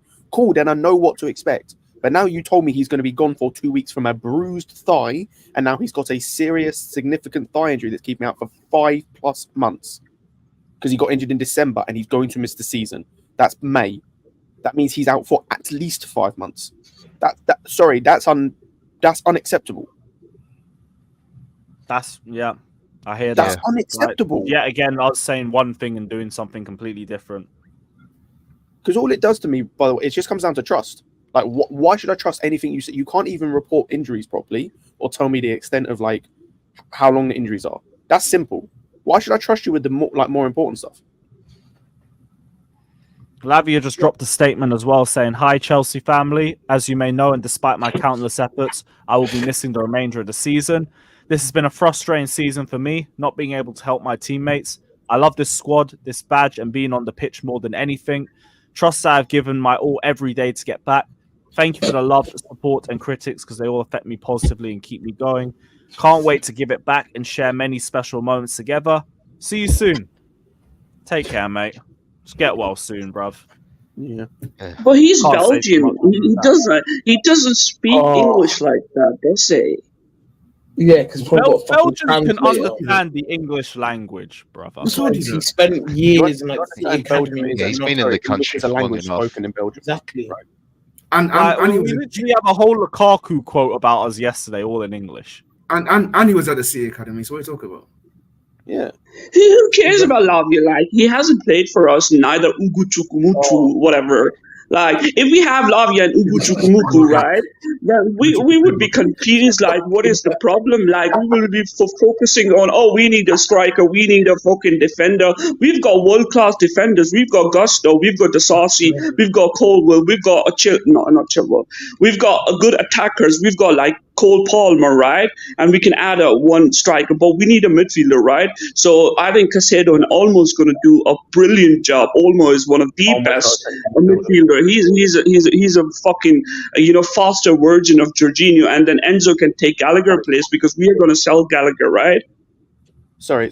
I just need to correct you on something. Olmo is not a fast version of Jorginho. They don't play the same position. Yeah, but like he can control. We need a midfielder because Olmo is a guy who's gonna make us tough for, right? If we focus on Lavia needs to get back the play, Olmo's gonna do it, bro. He's a Spanish giant. He's gonna win Spain and Euros this year. Position. What? They don't play the same position though. Who? So, Olmo and Lavia, or Olmo and Jorginho, or Olmo and a pivot. He does not play in a pivot. No. Olmo is going to play with Caicedo, right? Caicedo almost going to... Jesus Christ. Oh, days. Jesus Christ. I wouldn't trust that. No, because... No. I'm telling you what's happening. Because Caicedo is sitting, right? He's tackling, he's doing. So we have found Olmo. Olmo's going to also kind of like contribute, control, pass and everything, right? Our midfield going to be perfect. We're going to be on the top 4 position, right? And then Enzo can do the Gallagher job, right? So Olmo, Caicedo, because Caicedo is probably a tackler like Conte, but he's playing at a 6, right? So our midfield is a bit like up and down, and having Lavia is going to confuse further people, and it's not going to bring the best out of Caicedo. So I don't mind Lavia or Uguchuku being a sideline, because otherwise we need a midfielder, right? We need a world-class midfielder, and Olmo is the answer. Olmo and Caicedo is going to suit each other. And this typical, he doesn't play, he's not on Jorginho position, he's not on, he doesn't play like cover. Just shut the fuck up, bro. He is in the midfield. He can do what Jorginho does. He can contribute. It doesn't, pitch is like, midfield is midfield, bro. You can be a bit up front or a bit down, but if you can control the game, Olmo can do that. And with Caicedo doing the tackling and everything, I think we will be top 4. He's done that in his career. What? Has he ever done everything you've just said that he can do in relation to Jorginho and all that nonsense? Has he ever done that in his career, playing for Zagreb, playing for Leipzig, playing for any of them? Has he ever done that? That's what he does. He controls the midfield. He controls the midfield. It doesn't matter if he scores hat-trick against Bayern Munich. How do you control the midfield as a 10/left winger? Please explain. I'm telling you, football is changing. He's not 10. Stop saying he's almost 10. Almost a midfielder, right? He's in the central midfield. He does Spanish. What? Then why does he play there? If he's not a 10, Where? why does he play? He plays in the midfield. He plays in the midfield. I don't know how you guys do this thing, but he plays in the midfield. He controls the game. He has the balls. When he's playing, he has 50% of ball possession for his team. He contributes. He passes. He's everything. Scott, you are just waffling right now for the sake of arguing with me. We need Olmo. We're gonna get Olmo. We're gonna do a Caicedo, and we're gonna be top 14. Classic. Can you explain to me then why in Spain's game yesterday they played a 4-2-3-1 with Olmo as the 10 ahead of Rodri and Ruiz if he's meant to be able to It control depends. Spain is different, right? But for us, what we need right now is we are a long-term project. Having Lavia injured or being on the sideline, having what we call Oguchuku on the sideline is a good option because we then know how to identify our real problems. Our real problems are not, oh, he can't finish, oh, we don't have defenders. We have a good defender. De Sousa is very underrated, right? Gusto is a world-class. Cucurella is amazing. In the midfield, we have a problem because Caicedo and Enzo is not working out. Enzo can take Gallagher place. I don't know why Enzo chooses us because he's a luxury player. He should have been more intelligent. I don't know why Enzo chooses us because we were developing our midfield. We were developing our midfield. We needed.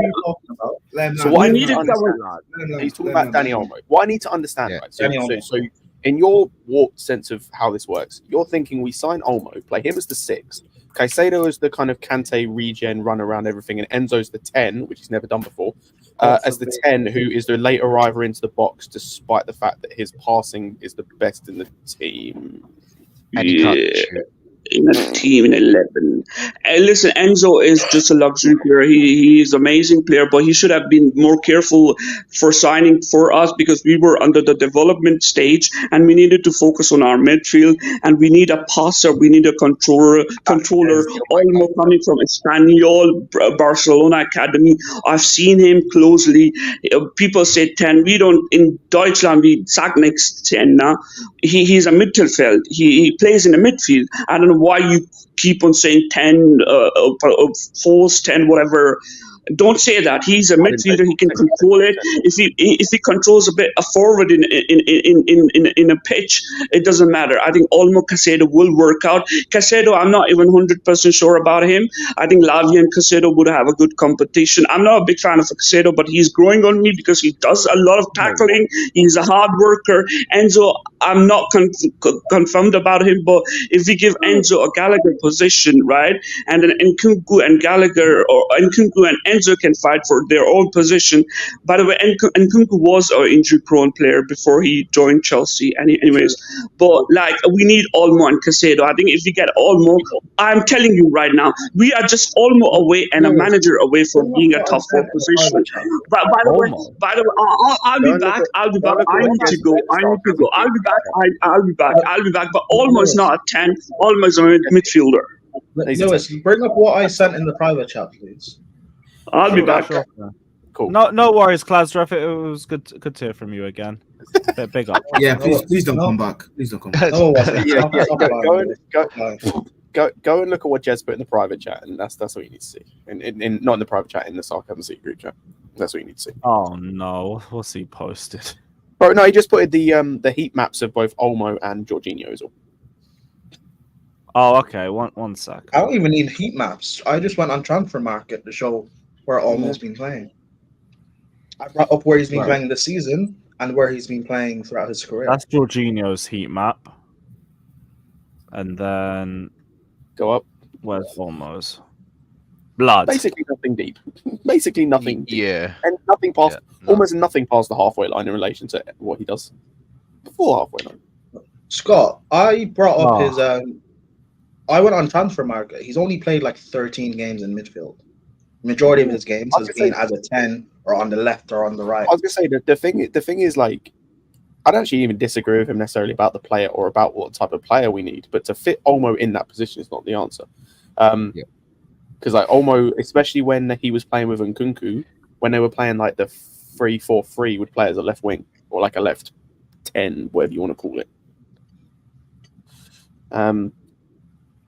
Yeah, like Olmo might be good for us as a 10, but we still probably need, especially if the injuries continue, another 6. Because like Leslie needs to go out on loan. We can't trust Lavia in that position, and it's like we then need depth. So you go and get someone like a Brozovic or something. He probably won't come because he's on so much money. But like someone of that level, like a Brozovic, like a Benacer, who is fairly experienced but can chill on the bench, doesn't need to play all the time, that sort of thing. Do you on loan? Do you think, or actually buy them? Oh no, like permanently. Just because then it relieves the pressure of having to bring Lavia back and can let him rehab properly. It means like Ugochukwu can go out on loan. I like the idea of Palhinha. I just think he's going to cost too much, unfortunately. But yeah, like someone of that ilk. But that's a conversation for this summer, honestly. And it depends on where else we need to improve and like go out. Like someone replied to the LAVIA news saying, "Get rid of the fat cunt." That's funny. Oh, for goodness sakes, that's just typical. Was that your burner? Was that your burner? No, it wasn't me. I don't have beef big up to Vadi saying Lukaku with that Trivela assist to Tielemans. It's not the first time that we've seen that. We get to talk about him. We get to talk about that. Yeah, because Lukaku's been talking about us again. Respect R9. No. Oh, no. Mate, you don't respect your club. You don't respect your club. You don't respect Chelsea. You don't respect your club. Low key, I don't respect my club. So, hey, then, I said low. Mate, you ain't proper Chelsea, man. Get out. I'm black, of course. I'm not proper Chelsea. Oh, wow. Okay. That's not the point. Hey, maybe I shouldn't have said that, considering the strike. You're not wrong. No, that's fine. That's fine. There you go, bro. But yeah, Lukaku has been talking about Chelsea, saying you'll have to ask Chelsea on wanting to impress when he comes back to England. I feel like it's just him trying to keep his options open. But my question to everyone... Go on, Ziad. Listen, he has to beg. For him to come back, he has to beg. He has to come to Chelsea and beg for our forgiveness. I don't want no apology, because the apology he done that and he clearly meant nothing. I want him to beg. You either come here and come to a proper club in a proper league, or you stink out and bloody Roma, man. You pay for... No. What do you mean? Or you go... No, did he? Okay, listen, it's Ramadan. Wait. Ziad, how do you want him to beg? How do you want him to beg? You're Scott, I'm fasting, bro. And what words does Lukaku have to say that would actually mean anything? You said his apology doesn't mean anything. Fridge, go on his knees and put his hands together and beg for forgiveness. But Ziad, what does that mean? Okay, because his apology didn't mean because I see Lewis's face, I can see Scott's reaction even behind his bloody camera, even though his camera's off. This is Ramadan and I'm fasting. You don't need to relax. You said he needs to get on his knees and put his hands on. No, absolutely not. Why are you talking about black guy getting on his knees and praying? You know what, Lewis? I'm not being childish. Ziad, I'm not being childish. I've been in 20 seconds, bro. I'm genuinely asking you, like, how should he? Because his apology didn't mean anything. So why would him begging mean anything? No, I mean, an apology and begging are two different things, man. You saying they're sorry? I mean, he's so real. Nothing he says matters to me. You just have to back goal. Why would you believe him begging? Yeah. If he gets on his knees and says, "I'm sorry," what does that make a difference? Listen, the only way I accept his apology, if he comes back and bags 20 goals. Lewis is right. 20 goals, nah. I need 35. I need 35. Right, that's Haaland numbers, bro. Literally, he just needs to come back and bag GNA if he's back. I don't care past that. Say whatever you want, like it will just be performatory to me. I don't care. I care about what you put on the pitch. If you're scoring goals, whatever. Because if we score goals and we're winning, no one's gonna give a shit about the interview. Everyone's gonna forget. But very Give him 3 goals and Stamford Bridge will do the Lukaku chant again. They'll act like nothing happened. Yeah, but low key, it's not a terrible idea as long as you well, Scott, I mean, it saved us a lot of money. That's one, and we can probably focus on that in different areas. And apparently, I saw that he's having just as good as a season as what's his name, Osimhen. So that's because Napoli stink. Overrated. Napoli. I mean, check the stats. I might be wrong, but that's what I heard. Listen, having just as good as a season. The time to bring Lukaku he's not a bad back, player. Lukaku's never been a bad player. Hold on, Ziad. The time to bring Lukaku back was last season. Todd Bowley tried it. Lukaku said no. Don't bring him back. Let him suffer wherever he wants to go. Don't bring him back. Yeah. Whether he would be an asset or not, the bridge is already burnt. Like everything's gone, the foundations, everything. Like that cannot be rebuilt. Like even if he scores, like there will still be people that can't. Unless he wins us, his goals lead to us winning a league title or a Champions League. Almost nothing he does is going to repair that. I disagree. Look at Nicholas Jackson. He scored the problem I still have with Lukaku, and you're going to have with Lukaku for the rest of his career, is we have no idea whether him being in the dressing room is a positive or negative influence. Most likely negative. He's too much of a maverick with the way his attitude is both positively and negatively, for him to have a positive effect, especially on the young players in the dressing room, and that's too much of a variable that I'm not willing to. Like, he'd come back with the braziest ego because like he's managed to piss off Chelsea so much, and we've had to come and beg him basically. He's going to be on 300k a week plus. He is both a likable character and a dislikable character. He would divide the dressing room too much. Yeah, but you've got to look at it. What are the chances we get rid of him next in the summer? Quite it's high. Most likely going to be another loan. Very likely he will go to another Italian club. Oh, go to an Italian club. Either that. It depends on the situation at Juve. He doesn't deserve to go Saudi. Fuck that. He's not going Saudi, bro. He might do. Ziad. I'm gonna make a couple phone calls, Scott. I'm gonna make a couple phone calls. No, but Ziad, on a serious note, if Saudi come in with a 40 million pound, euro, whatever bid, like, well, no, but he has to accept to go. Yeah, but I think he will. Look at the way he's been speaking about the Saudi league this season. Bro went from "I'm not answering their calls" to let me say that they're going to be one of the best league in the world in a few years' time. Listen, that could be a 2-year thing. Even if he doesn't go Saudi, he would just go to another Italian club. It'll be fine. Lukaku is not. You mean on loan though? No, but Prime. Whether it's a loan or a transfer, will be fine. We'll get rid. But are we still now paying half his wages right now or no? I don't know. I'm pretty sure we are. Yeah, we are. But I think the thing is as well is we don't. I agree with Prime with the Italian thing because there are a few clubs that are in a state where like they don't know what's going to happen with their strikers in terms of like Juve, for example, this season could decide they want like Vlahovic could leave at any point. Like he could have left in the summer. AC Milan, Giroud is gone. By the way, he's leaving in the summer. He's pretty much gone. LA Galaxy or LA Los Angeles, whatever. So I think they got a pre-agreement sorted. Basically. Inter Milan, they will probably need a striker, even though I doubt he'll go back there. Roma, if they get top 4, they will then have money to be able to sign Lukaku. Napoli, assuming they sell Osimhen, will need a striker. He's going to a Serie A club. It's fine. I don't get Chelsea fans that keep crying about it. Even if he doesn't, right? We see the current striker market in terms of like proven commodities, so to speak. They are few and far between at the moment. Who's to say that even a Spanish team, a German team, another team doesn't take a punt on Lukaku? We keep talking about Serie A because he just happens to have been there the last few years, but there are a bunch of teams where if they happen to lose their striker, and they. Napoli, for example, I know it's a Serie A team. If they lose Osimhen, they could go for him. But even other clubs where it's like in Germany, if they lose their striker, like... It's just there's other options there too. Like we've seen the rumours that Tony to Arsenal's fallen through, so that could be another potential as well. Yeah, and that's the thing. And I think it depends if Conte comes back into a job, Lukaku will go straight to the top of whatever club he's at. Atletico Madrid I saw this maybe a month ago, I think, or 3 weeks ago, that they are linked with a big name striker. Maybe he could go there.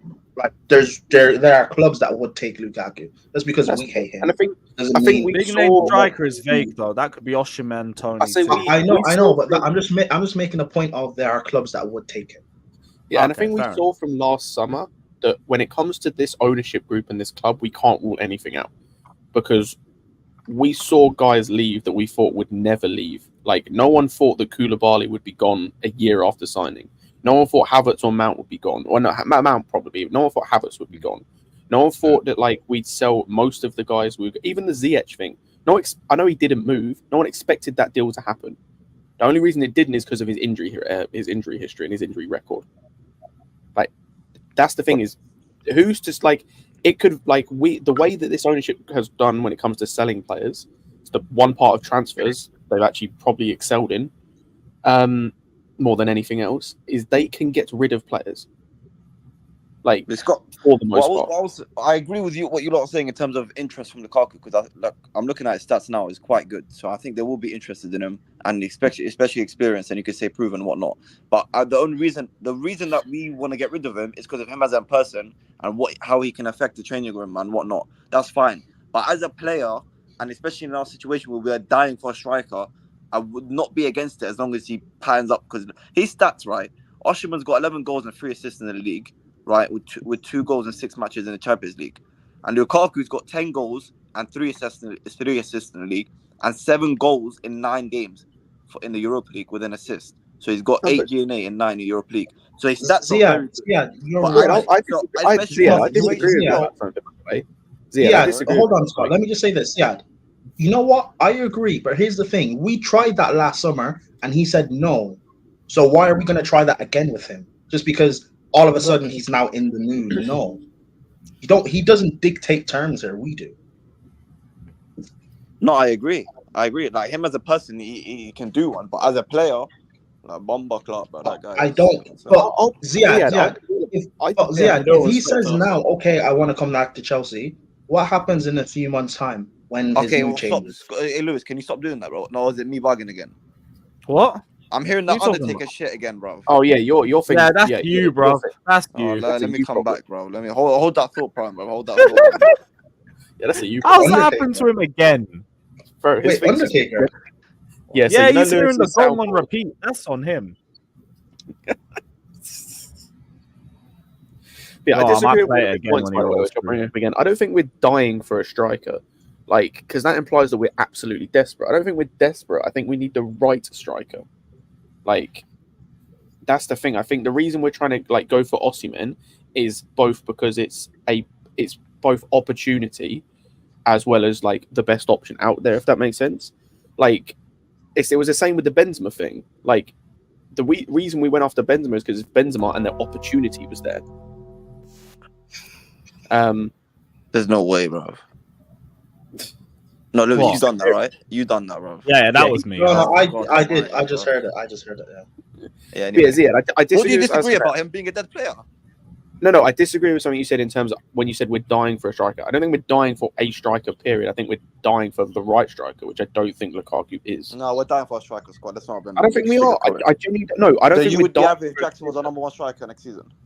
Depending what other moves we made. Like, we've had this conversation before, like me and Prime and others, where it's like, say for example, right, you kept the 2 strikers next season as Jackson and Fofana.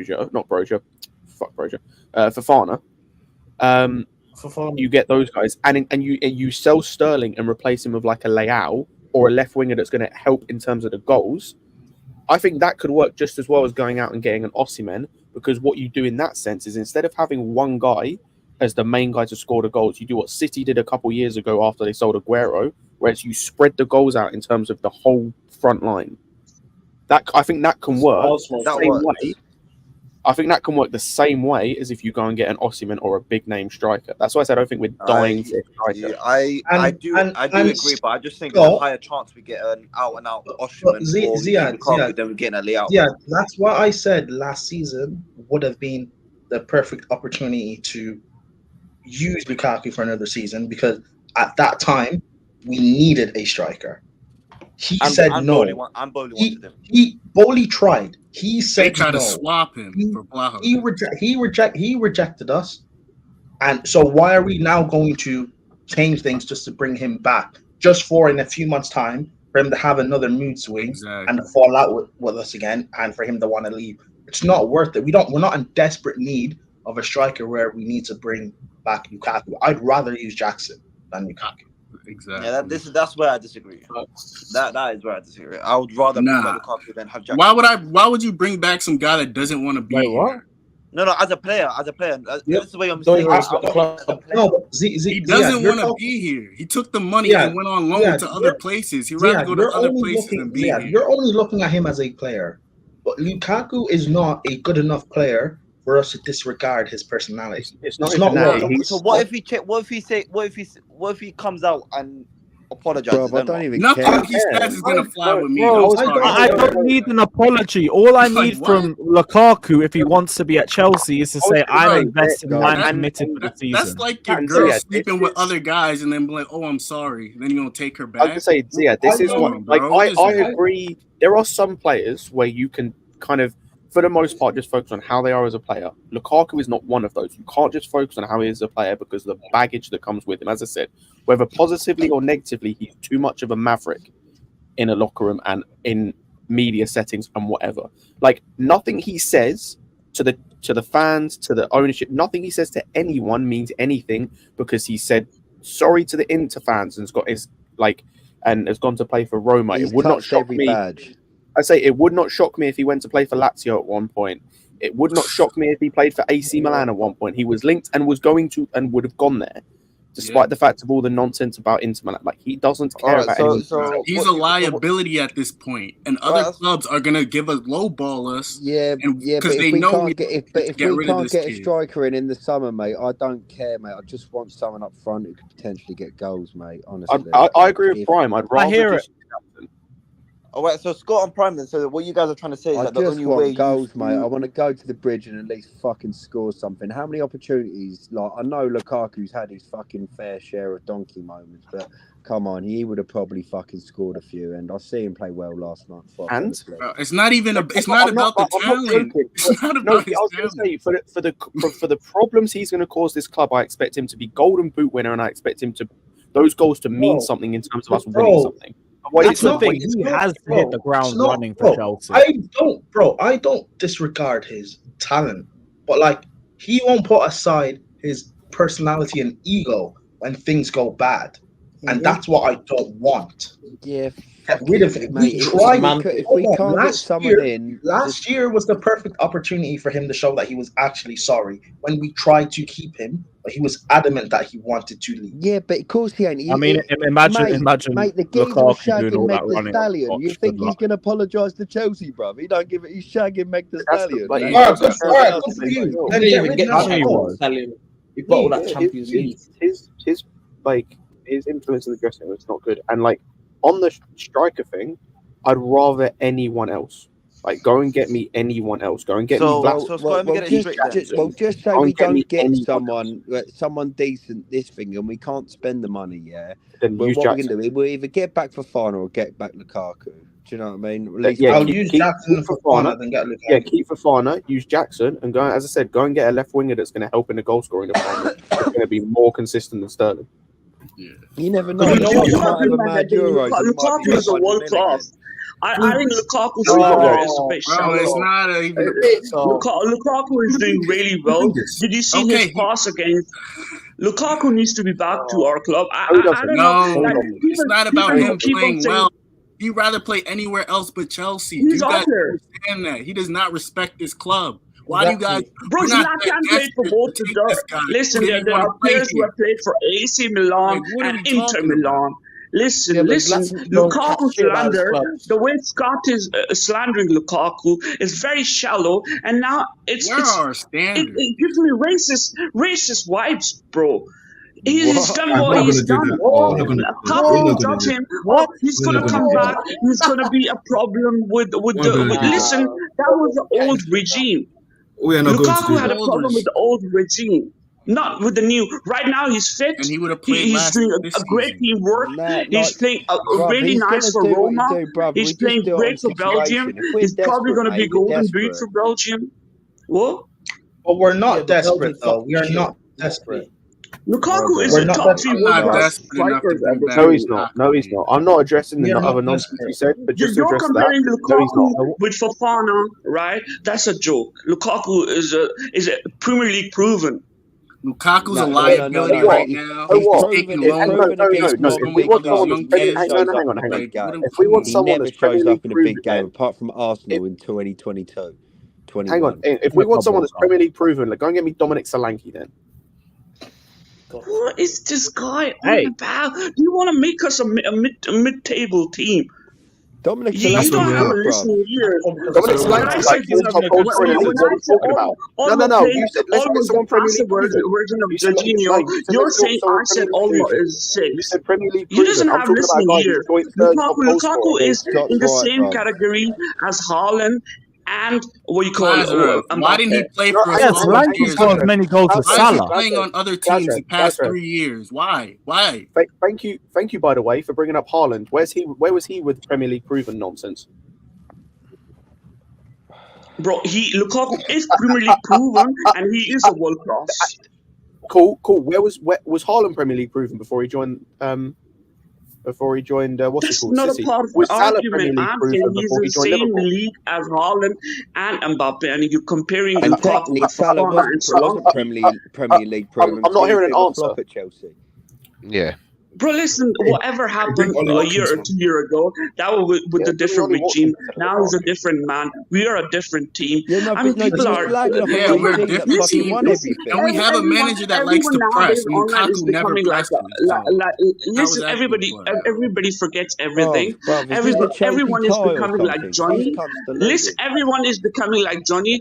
Johnny was the same guy when Lampard got sacked. He was abusing Roman Abramovich. Don't compare me to He Johnny. was. That's very I have the offensive, receipt man. where he Please used to don't compare us to Johnny. Don't ever do that. No, Honestly. That's listen, very offensive. whatever Lukaku did was 2 years ago. That's more offensive than what he said before. Whatever he did, he didn't want to play for the You club. That's contradict what he yourself did. so much, bro. You understand contradict that. yourself He so didn't want much. to play for the People club. change. Hey, Classref. People change. He hasn't changed. People He hasn't change. changed. Classref. Impressive. Like he said, you want to bring Lukaku into is a whole new team, but our team's worse than the team he left us with. So, what kind of impact do you think he might bring into the team? Our team is worse because. Mate, I just care about getting goals. Listen, can I No, fucking that's talk? not the Because question you I asked asked me you. a That's not the question. question I said. What But that's positive not answer the impact? question. What He still positive hasn't answered impact? whether Haaland and Salah had Premier League privilege. Listen, we have identified we have a manager problem and a midfielder problem, right? And a So, what striker positive problem. impact Striker will Lukaku problem. bring If in? we Will change bring our in? manager and we bring in Lukaku, the striker is sorted. Everything The is guy sorted. that we brought in Because how we've many got- years ago to play striker Then, for us? then we need a one midfielder, probably at the likes of Olmo or Frankie de Jong, right? That's it. We They're are not the so same we type are of player. top Frankie de 14. Jong. We are Bro, listen. how are you naming people- two different types of midfielder that we need and saying This we need guy, one midfielder? this guy's having Please his explain entire. that This to me. guy's having his own conversation. Nobody He ain't answering. listen, He ain't Scott. answering any Listen, questions you and need to have a answering. listen. Nobody says Olmo is a 6. I don't know why you put You words into said people's we need mouth. one midfielder, He's a like an midfielder. Olmo or a Frankie de Jong. They're not the same type of player. That means we need two midfielders. They can control game. Everybody's not same type. Oh, Everybody's not. bro, Declan Rice you're and so Jorginho are not clueless, same bro. It type. actually Hey, hurts. Scott, Are they? Scott, Trying to Scott. listen to He's having his sometimes. entire. He's having his own conversation. He ain't answering the question. Imagine doing a What's going 9-10 hour day at work to come home to listen to this shit. Fucking shut Brother, up, you brother. brother. What is this, brother? This is crazy. The standards. A guy who didn't want to play for us is playing elsewhere, everywhere else, and you guys are okay with him coming back here? Like what? Footballing. No, I bro, would I'm never- not. My whole thing with Mate, Lukaku, never I'd come only back bring him here. back as an act of What's wrong with desperation. Lukaku? What is I'm wrong with flipping Lukaku? When he was young, he No, he's wanted a to play for helmet. Chelsea. He's a bit like yourself. He's a Yeah, that was helmet. like 10 but years ago, if he Classref. gets DNA, he gets DNA. Hey, Classref. When I was young, I wanted to play for Chelsea. Maybe I should play up front. Lewis, I Bro, this disagree guy, with this you. We're tattoo not guy is giving me fucking listen, P Diddy wives. Fuck off. What are you wrong? What is wrong with you? No, We're I'm not just desperate. saying, We're fucking not boring, desperate. man. We're just today. not We're that PG. desperate. You're We're not drunk, bro. desperate. Yeah, You're we drunk, lost bro. that like calm down, 20 fuck minutes off. ago. It's fine. It's fine. The guy talks as if We he's on tried. drugs, bro. Like, fuck Yeah, up. we tried. That was an attempt. If I do drugs and you don't, what's that saying? What's that saying? Maybe Listen, you I don't should want to start adopt getting on you. it, bro. You're not gonna be my son. I don't want to have a son like you. Fuck You're off. never gonna have a son, Don't you little speak to virgin. me. What are you then? You fucking What ugly is bro cunt. waffling about? Fucking you got banned from fucking football stadium. You Bruv, you fucking got loser. dandruff, you little melt. Shut up. No, he did get brought back. He did get brought back. Wait, who got banned? No, No Matt's one got fine. banned. He's That's good, calm. good. Oh, Why is he? you've got dandruff. Yeah, that's a crazy. Honestly. Actually, You got He ain't even wait, got you got dandruff the dandruff's a front of crazy his head. bar. He ain't even got no hairline, bruv. He's got his Classref. back. Bro, this Why- pig wants to have a go at me. This pig wants to have a go at me. Let this pig do it. No, it's Do 'cause it. you're a melt, Go. bruv. You're fucking waiting for me, are you? You're what are you waiting for me crying on this for, mate? screen. Have a go. Have a go, pig. Brother, Oh, what do you need to fuck do with that. Lukaku? That needs to be on the soundboard, by the way. That's You sound like you stink. I have hundreds of you fucking You every sound single like you day. stink, mate. Honestly. Anyway, back to You just speak like a fucking pig's fine. Yo, You're Class, swine. stay on You're topic. swine. Get a memo, did he? The thing is, though, you wouldn't say nothing. You wouldn't say Du none of bist ein this to me. That's the Schwein. thing. You'd say Du none of bist this ein to me. So Wichser, shut your Mann. mouth. Lass mich Ruhe. Lass mich You fucking little Ruhe, fucking Bruder. virgin. Fucking scheiße Honestly, shit. you're worse than Anthony Taylor, you Du melon. bist ein Wichser. Lass mich Ruhe, Bruder. You're Geh worse weg. than Anthony Geh Taylor, weg. you little Geh melon. weg. Geh weg. Get the fuck out of here, bro. Gearhead, honestly, I'd fucking do a line off your bald head, you little dandruff-looking cunt. Oh, you're gonna get punched probably next week. Yeah, bro. we're done. I'm telling you, you're gonna get punched next week probably. Like, you're fucking smelly shit. Honestly, take your dad's cock out your mouth and we'll hear you a bit better, you little Bro, mutt. this fucking wanker, this poor wanker doesn't let me stay on the topic, does he? You don't talk about any topic, you little melt. No one knows what you're going on about half the time. What do you do? A phone call? A phone call? You're on a fucking stream with 500 people and you're talking with fucking Lewis. Oh, don't how cry, are Shy. we? Don't cry, Shy. I did this bird. I did this bird. What the fuck? You're a fucking boring cunt. Fuck off, bro. Hey, only because your Boring dad cunt. done you at the fucking back of a park in a Don't come boat. when I'm here. Don't come when I'm here. This has gone so far left. Honestly. Go left. Wait, is Classref v Matt the new Scott v Johnny?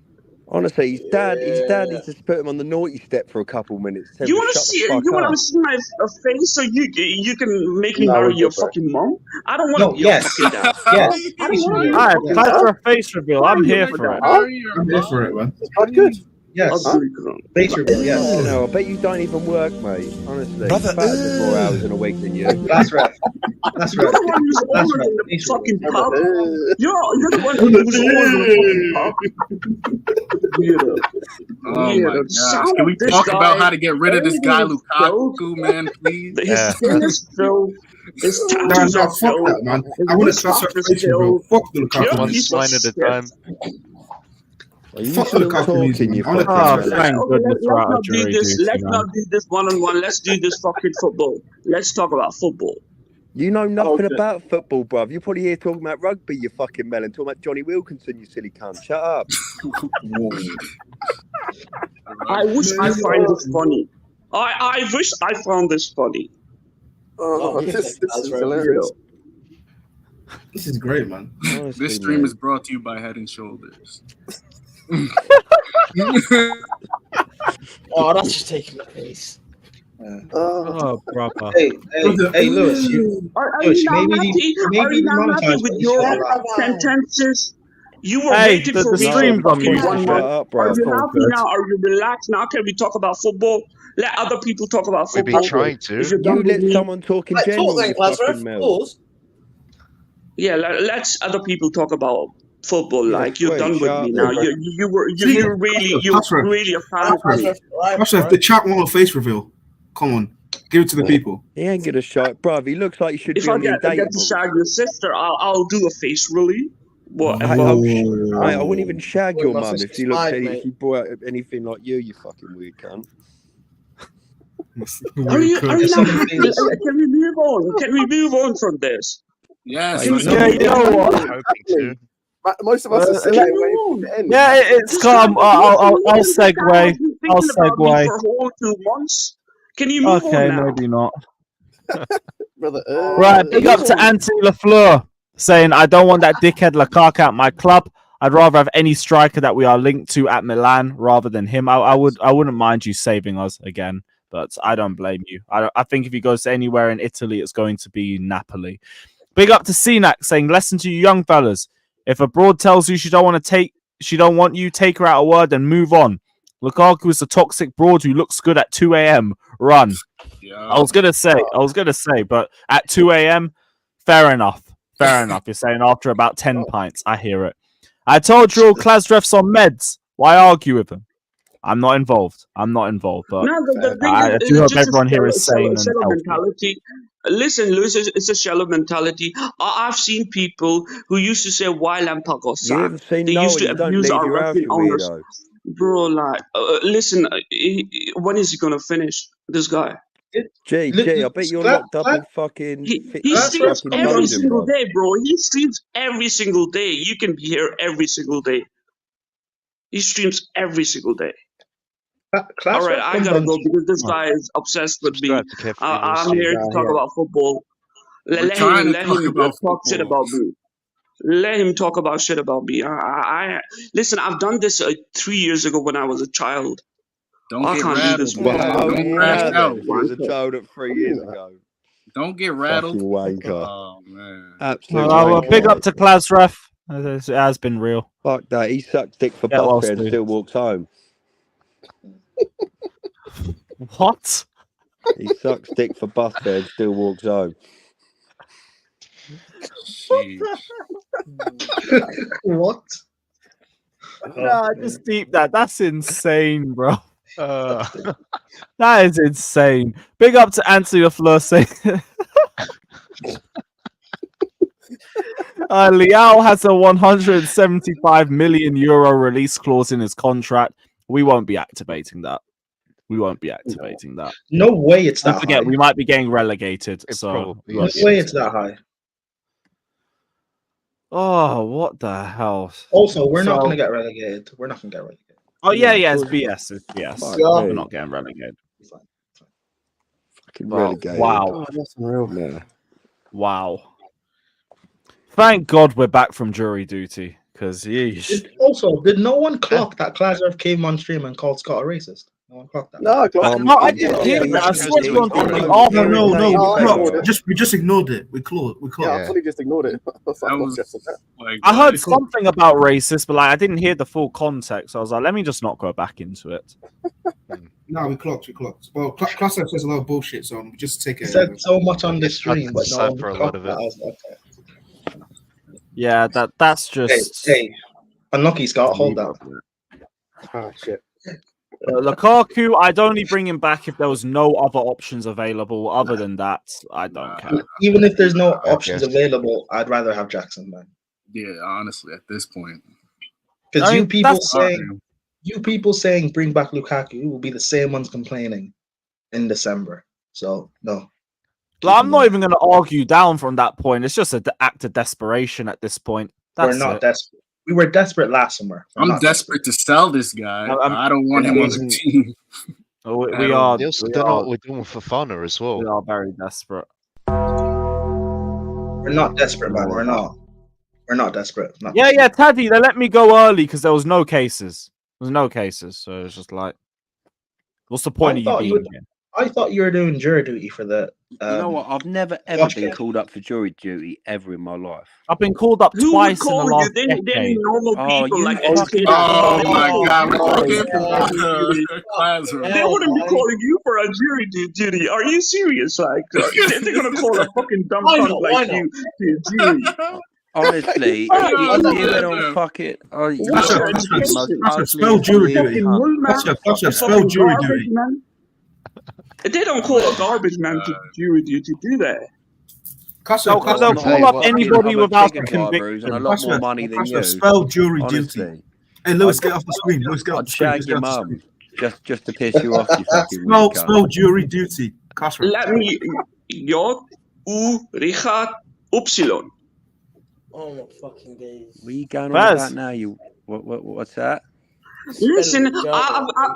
I wanted to talk about Olmo, and the other thing which is really bothering me is, Olmo's Cole not coming Palmer in. and Gusto are world class. I think Cole Palmer right now top 10 Ballon d'Or. He's on the running for the Ballon d'Or for top 10. dumb, But for me, I hope so. listen. He's honestly. Let me just talk. Listen, I think people are taking Disasi like easy. Disasi for me is the defender of the year. The performance he did against Man City was unbelievable, and you are blaming Disasi because of that own goal. Listen, that own goal was a mistake of Gusto and Sanchez. Listen.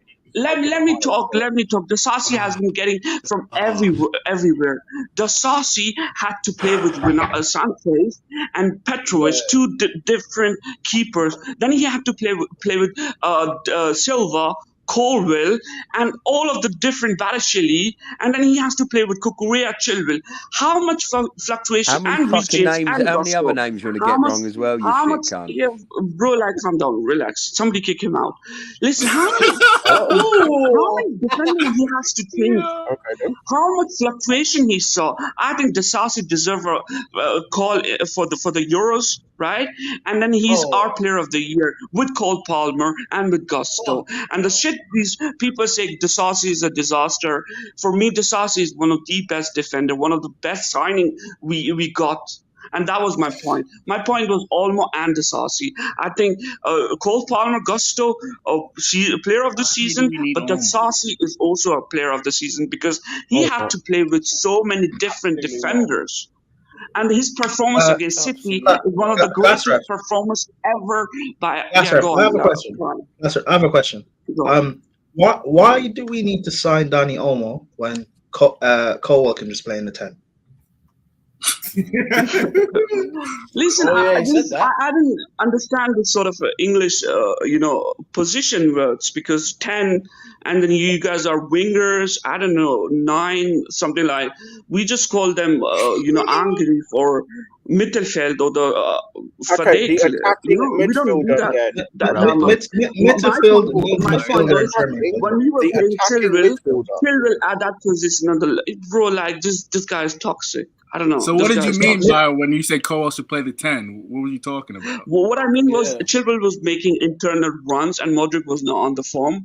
I preferred Colwell to play a bit more advanced, like where Chilwell plays, and then cut in.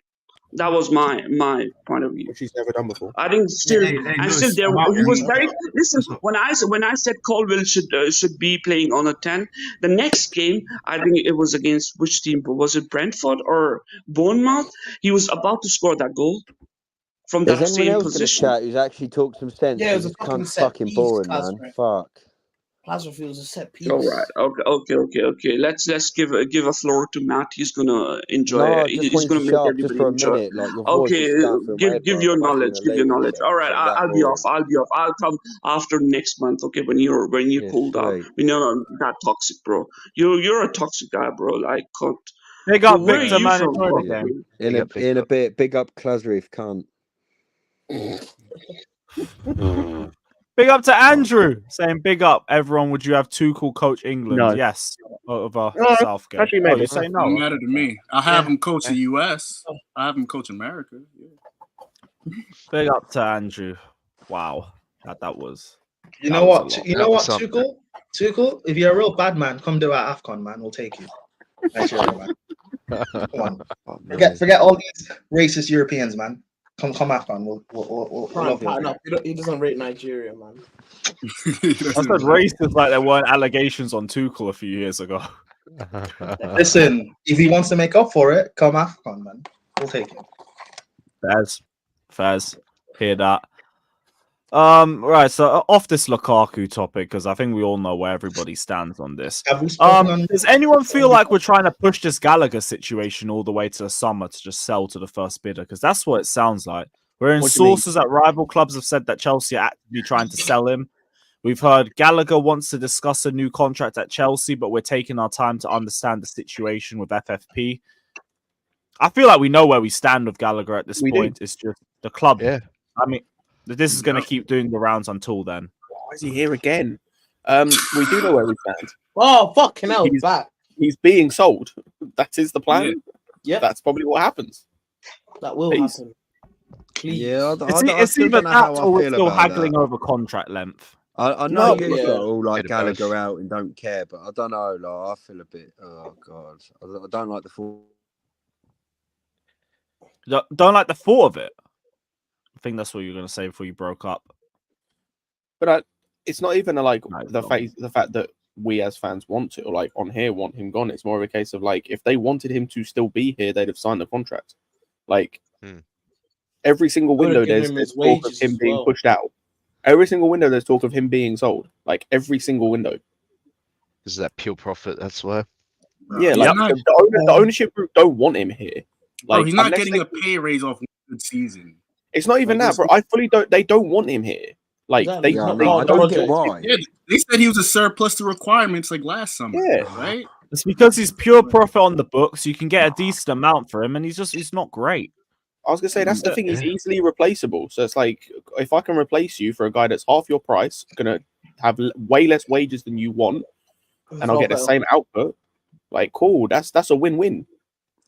Oh no, I get it. It's just, I just have a bit of a connection with the fella. That's all it is, mate. No, I understand it, bro. Like, I'm not gonna knock anyone down.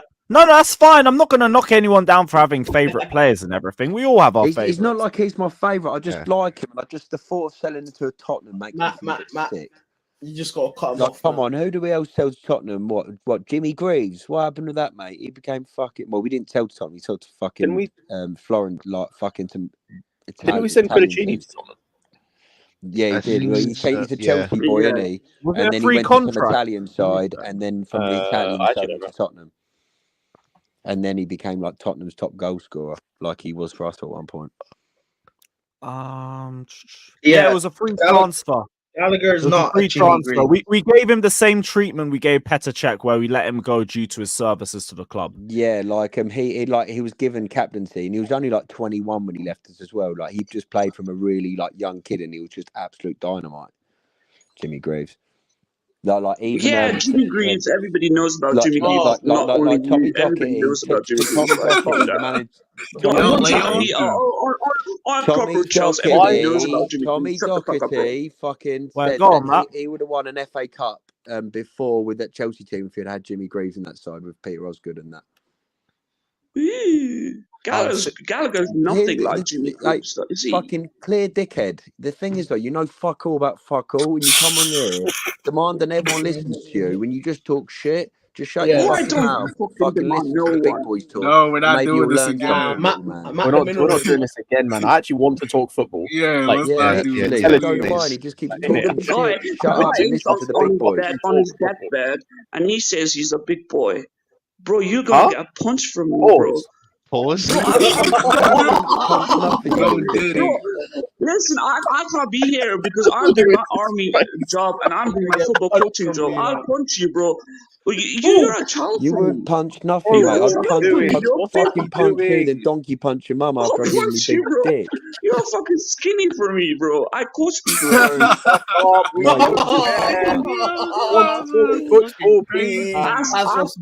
Ask Johnny about me, how big I am. I'm gonna slap you.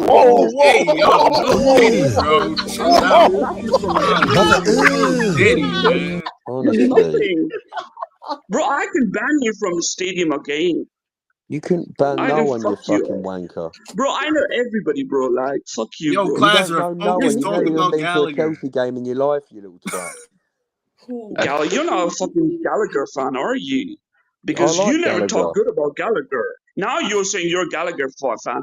Listen, the first Gallagher fan was me, and I wanted him out because nobody Hey, knew you about know Gallagher people. anything You more. don't know And no I one, told mate. the You don't street, know I no one told outside your everybody, house, you little man. Gallagher's gonna get the team position, and Gilmore's not gonna get the team position. And now you're telling me, oh, you're a Gallagher fan. You're not a Gallagher fan. What does I he like do? Gallagher. Yeah, of course I'm a Gallagher fan. I'm a fucking... Like, why would I not be a Gallagher fan? But then, listen, if you like him, his best bet to be a starter is outside of this club. I'm not saying he's a He's not gonna be a every starter week, at bro. I'm Chelsea. just saying I don't like the fact we're selling him. What's the fucking point? Nah, but Matt, come on, man. There's no more space. What? Bro, Gallagher is stopping Enzo progression. He's going to stop Nkunku progression. Gallagher, because he never gets injured. That's where he needs to go. Gallagher garbage. Super sub Gallagher, He also man. got Love it. Chukwuemeka there as well. Oh, Matt's Oh, I not love Tony. I wrong love in Tony. wanting Gallagher to stay because like he's not saying he's going to start every week next season. He's just saying he wants him as a squad player. Yeah, Hear it. He'll be a squad guy. I even said earlier, if we sign Gallagher for like a 2-year extension on some low ass wages, I don't care. Couldn't care less. Fine. He can leave. We've got Like, too we'll many find the try money and get as much elsewhere. money Do as you know he what I mean? can. And that Yeah, if you money's sell still him gonna too, be like, there in Tom, 2 we years' need time. FFP. He's got to go. Yeah, FFP. Like, Yeah. stay or If you leave. care It's about what it is. FFP, then Gallagher has to go. Yeah, that's probably that is the main reason why we're getting rid of him. I don't even think it's an Do you know ability what I thing. see it from Gallagher's point of view? Imagine one of us playing for Chelsea and then like we playing for a club that we love and we support, and they'd be like, "Nah, we want to sell you." Like, well, nah, I want to like fucking, I want to play for the club. Matt, it's the business, that's man. life. It's a Fuck it business up. before anything. Yeah, bro. Life. Fuck it up. Yeah, like, Easy yeah, for but like, remember Tariq Lamptey wanted to stay. I just tell him, well, you're not selling me yeah, to and I didn't Tottenham. want Lampard gone either. I didn't want Lampard gone either. I didn't want Hazard. Hey, gone. hey, your feelings don't matter, man. Feelings don't matter. That's true. No, it is what it is. Is what it is. Like, you're going to get good money wherever else you go. Gallagher is not a big problem like Kai We'll Havertz spawn or Mason another one. now. I think we can sell him. We don't need to care about people's feelings because we didn't care about Kai Havertz and Mason Mount. Gallagher is a bit like lower from them. So why is he playing on that, our team? He's a pure profit. And the problem with him is he's very energetic. We have 100 million players that needs to progress, and he's not going to let them progress. And I don't mind selling him. I like him. I like the guy. But sell him. Just leave. Nah, go. nah, loan him out. Loan Gallagher out for a season. Man. Loan him. That'll be another loan spot taken because No, I Lukaku's was gonna take joking. I another was one. joking. Obviously not.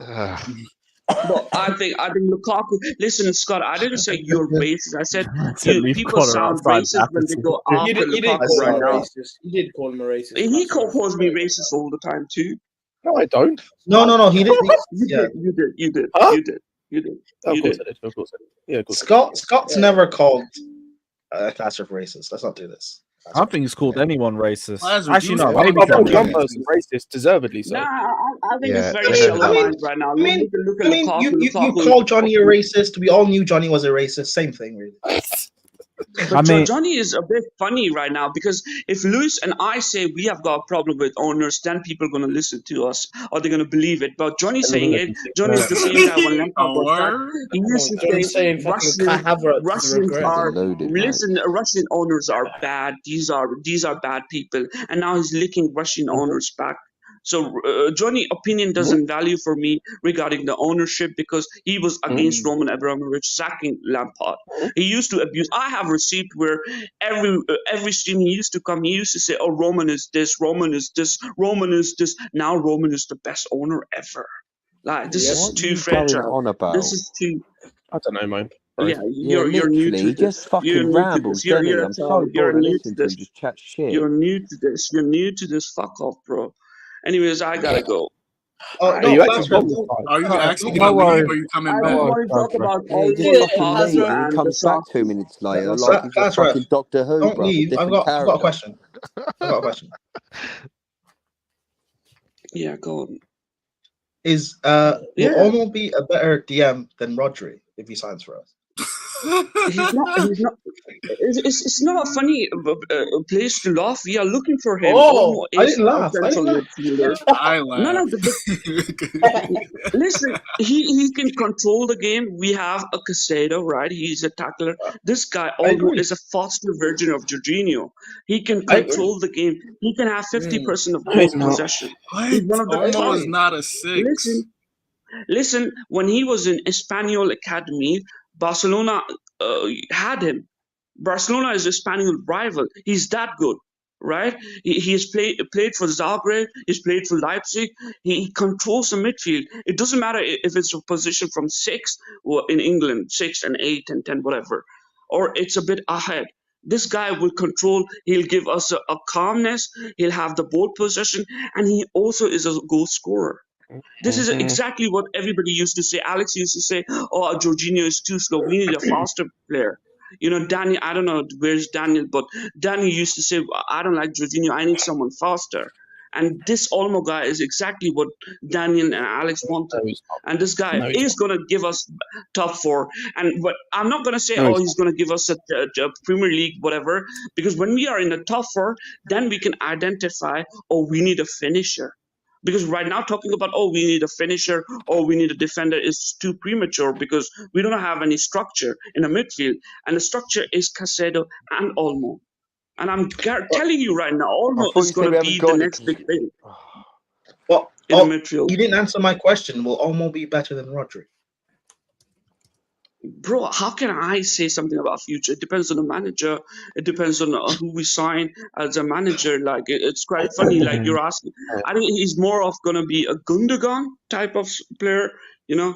So Well, they're not the yeah, same. Hang on, him and Jorginho ain't the same type of player. So I'm not. I'm not saying. I Listen, look I'm not I saying look forward Jorginho. to seeing I said he's a Onwo faster as our defensive version of Jorginho. He's a I faster look forward to version seeing of Onwo as Jorginho. our I didn't say defensive. the position. Bro. All right, Yeah, okay, I gotta go. Then enjoy, guys. I like yeah, Danny see you Olmo, but he's later, not no Virgin. fucking six. Big up, bro. Like what? Big up, my guy. Yeah, ask your mom if I'm a virgin, bro. I fucking will. She'll fucking say, "Who's that fucking bald cunt?" Oh boy.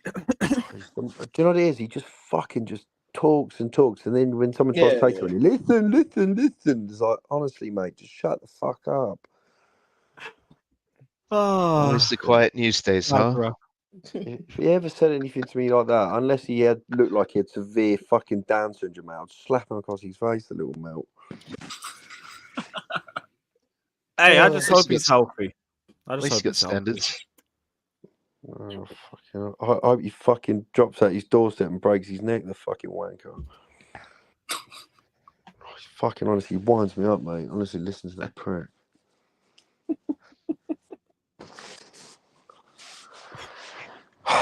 Speaking of pricks, what are we going to do with Gallagher? So you think we'll sell him or? Well, I reckon we will try to get him. You know what though? I could just see Gallagher being like, you know what? I ain't going nowhere, mate. I'll just run out my contract, then I'm staying here. He could do that. I could just see him doing that. I generally could. But then I could see us trying to push him out by refusing to play him. Yeah. He won't. I'd say he won't run out. Free. And that's when you find out how much of a yes man Poch is if he's still there. Then because Poch obviously wants to play him, so is Poch going to turn around and be like, "Nah, if I've got him here, I'm Nah, going to use Poch my ain't no resources." yes man. He shouldn't even be here next season anyway to make that decision. Yeah, I know, but I know, like, come this, on, man. this whole thing of Poch being a yes man is ridiculous. Like he's not a yes Yeah, man. he's a lot of things, but he ain't a yes man. Because Yeah, he would have yeah. played Gallagher time ago if that was the case. He would not have made Gallagher a captain. I was gonna say Chalobah would be nowhere near the team. Like the Gallagher thing, he would not. He would not constantly talk about how he needs more experience and how he needs this, how he needs that. He would have used Mudryk a lot I would more argue well. Chalobah is playing because like we do need to raise his value back up. The guy hasn't played. Bro, like, he 6 would have. No, Lewis. I'm sorry. You don't bring you've spent 2 windows trying to sell this guy. You then don't bring him back like 6 months into the season for no apparent reason. He also would have used. No, but I'm thinking. Do you think maybe that's come from up above, where it's like give Chalobah a couple minutes here and there, so we can try and keep the value the same? Why? Because you can't try and get around 50 million or something like that for a guy who's 5th in the pecking order and barely played. You 100% can for Chalobah because there's stuff to go on. You think?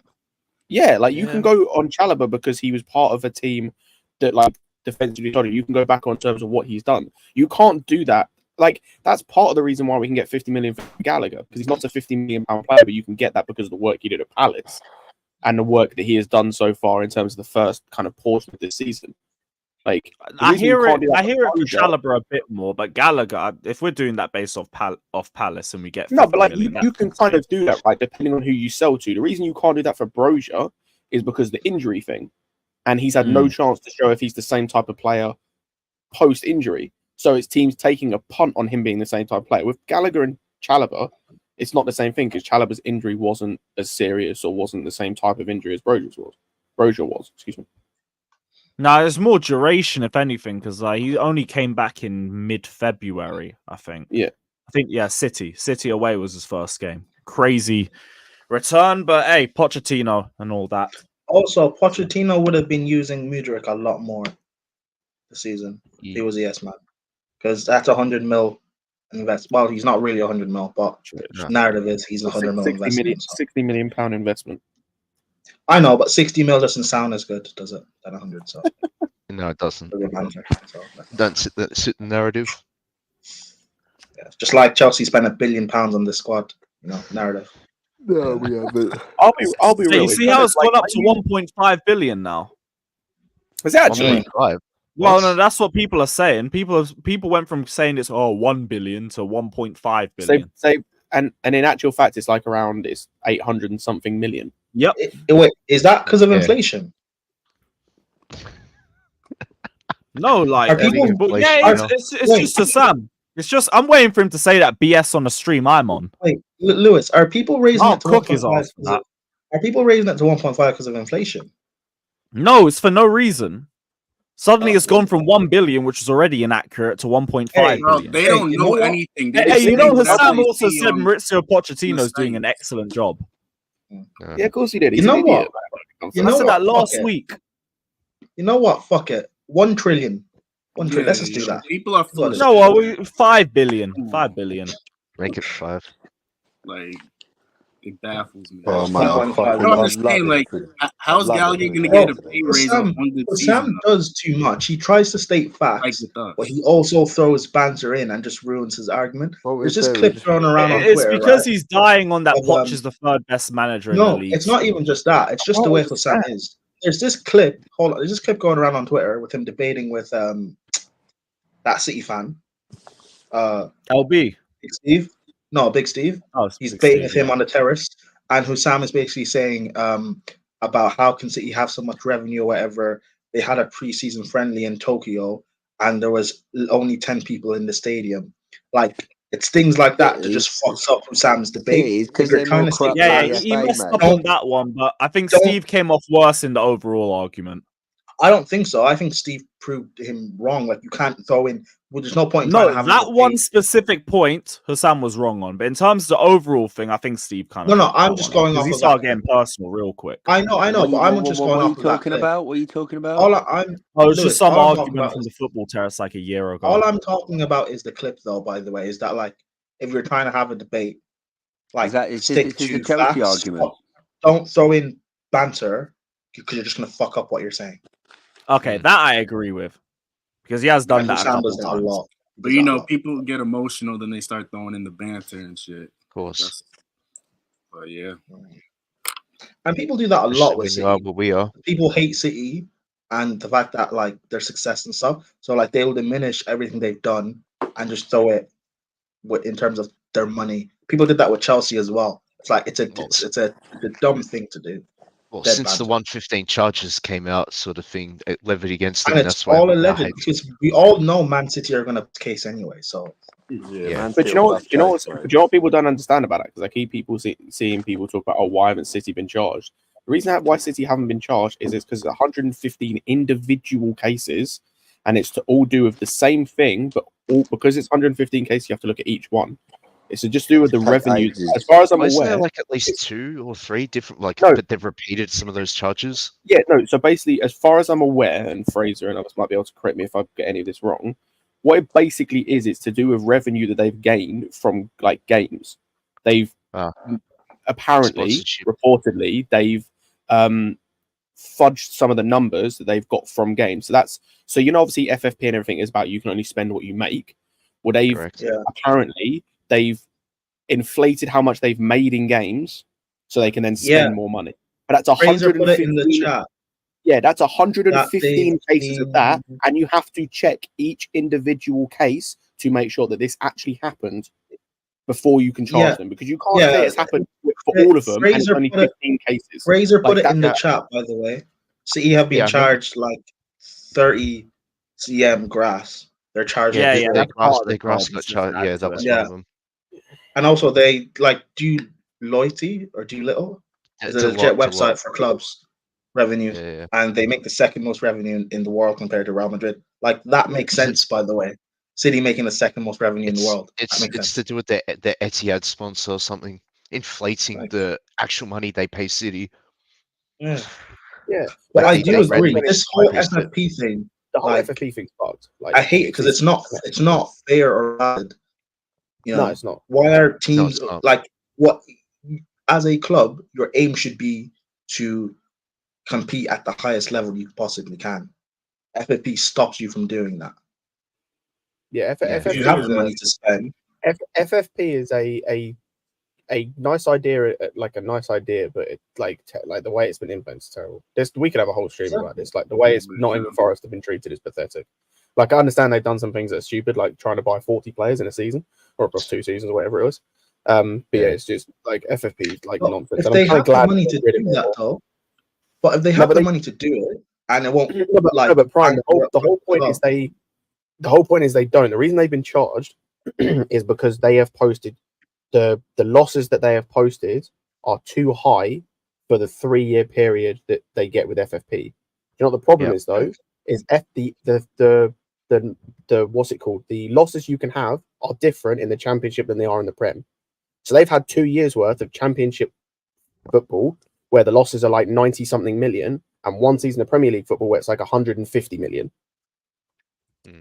So it's a massive discrepancy, and so because their losses are too high, because of the fact that like they played 2 years of Championship football and their losses are too high with the like average or whatever it is, that's why they got charged.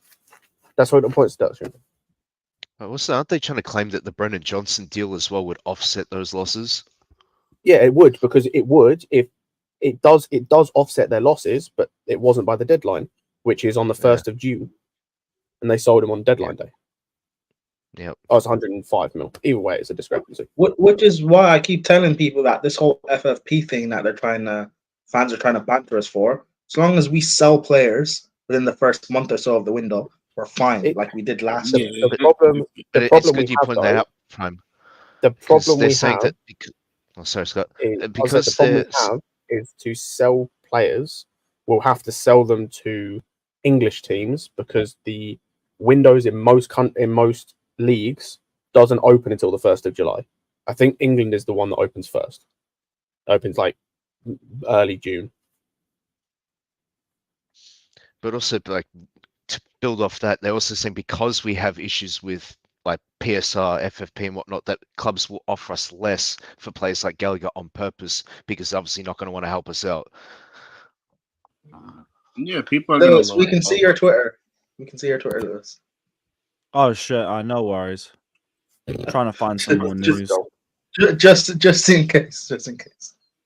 That's all good. So yeah, we'll probably get lowballed by our rivals if they try to buy some of our players, but it is what it is. Yeah, that's what I was saying. But I think it depends. I think it depends though. I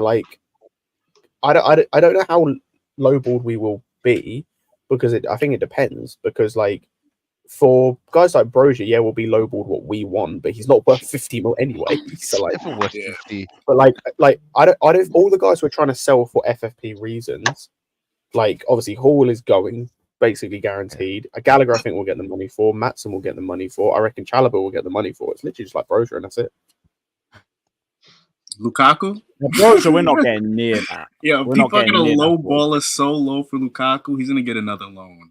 Oh yeah, but like Lukaku, who cares, right? Like Lukaku's not the one I'm worried about in terms like he needs to leave, but I don't care about getting the most money for him. He just needs to go. Yeah, I right? agree. Whereas like the guys like Gallagher, the guys like Chalobah, Matson, I want the most money possible that we can get from them. But I think we can.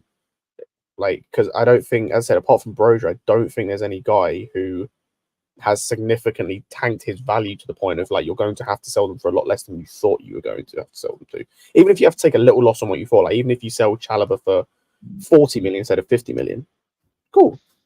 I'm still taking that. And we're basically guaranteed, was it 28 million for Hall? Pretty much. Yeah, about 28 million. Like that gets activated as long as they finish above 15th. So he's gone. I guarantee you. Gone. Yeah, and Yeah, that's so like that's 30, that's 28 million already in the bank. Then Broya probably another 20. And then Chalobah Matson another has that 30, release 35. clause. Yeah, and I guarantee 35 someone, million, he's gone. Even if it's not Dortmund, someone will trigger that. Because I'm sorry, Bayern are interested in him as a Davies replacement. Yeah. Meanwhile, we're interested in Davies. Release clause or someone That makes bids sense. for him. And it's not even just him, bro. I can think of a number of Premier League teams who could use a guy like him. Like Wolves, for example. If Wolves Fraser use in the 5 mil, chat. Fraser in the chat said a financial expert on Talksport said Chelsea need to raise between 100 to 200 mil before June 30th. Oh. This is all things we've already known. So, like, we'll be able to raise that easily. It's just people are weaponizing it by saying, "Oh, if we don't make it, we're getting relegated." Okay, Easily. I'm Like what what? I usually do Selling when it Hall, comes to Matson, Chalobah, Lukaku, Gallagher, Broha, that's at minimum 100 mil, maybe 150. and I'll be Fine. real, like you we could need still to sell this- Lukaku, the reason why I don't speak on this stuff that much is because I don't know the financial state of the club to this level. Like people can report on it all they want, but we've seen this happen. Like, I'm just gonna wait and see what happens, because like there's no point like thinking this is gonna happen until it actually happens, because you're just gonna be worrying about shit that like might not happen. Like, if it happens, it happens. If we end up in financial trouble, then that's cool. Then it happens, and that's on the club to like that has caused that and whatnot. But like, what's the point of worrying about it? Because if it gets say we get to July 1st, we haven't sold enough players to make the money we need, and nothing happens, then we just worried for no reason. So it's like, just wait and see what happens. And besides, is all of this is to do with like UEFA, right? Yeah. No, it's the Premier League. No, Premier League.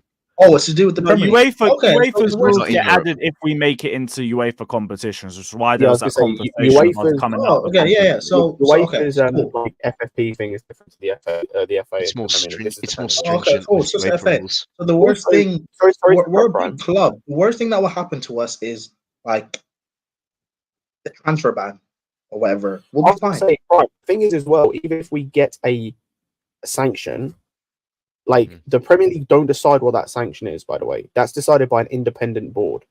Like, I don't think people understand. Like, I think Everton, so they got a 10-point deduction. The Premier League pushed for more.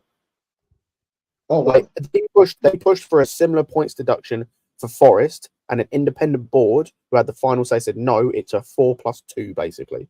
So it's not just as simple as saying you're fined, you're relegated from the league. Yeah, like the Premier League Yeah. could say, "Oh, we want them, you know, transfer ban, fine, this many points deduction."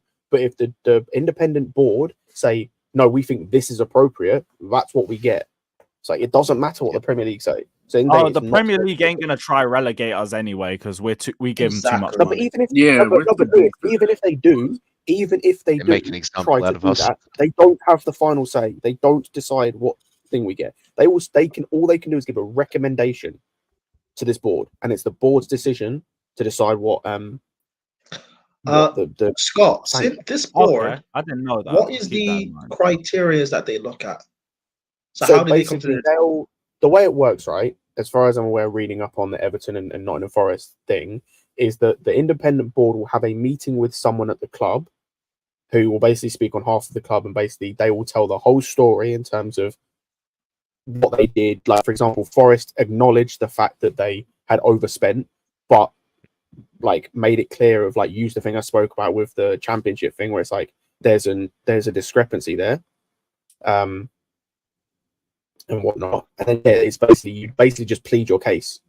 So as long as, like, if we were to go in and just say, yeah, we did these things, like, if you own up to it, say why you did it, if you give a good enough case, then they'll reduce your sentence. As I said, like the Nottingham Forest thing, it was pushed for a 10-point ban as far as I'm aware. Then it was potentially going to be a 6+2. Now it's a 4-point ban.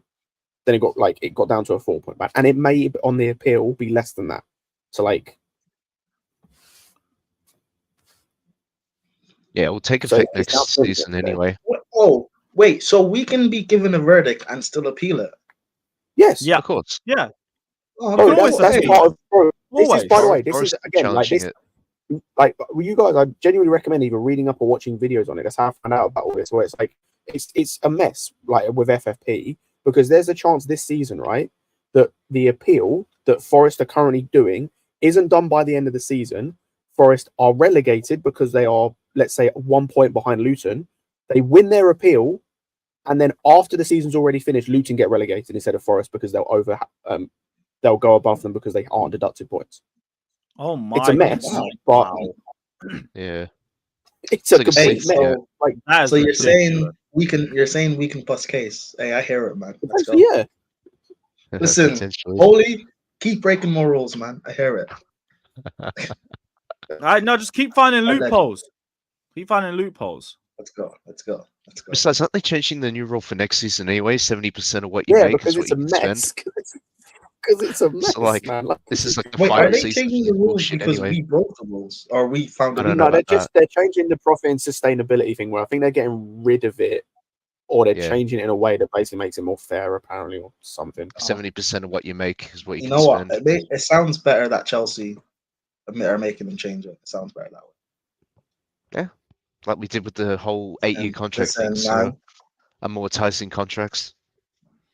I'll be so real. If we're getting a transfer ban, move that as far as possible, because that summer I need a job. That summer I need a fucking job.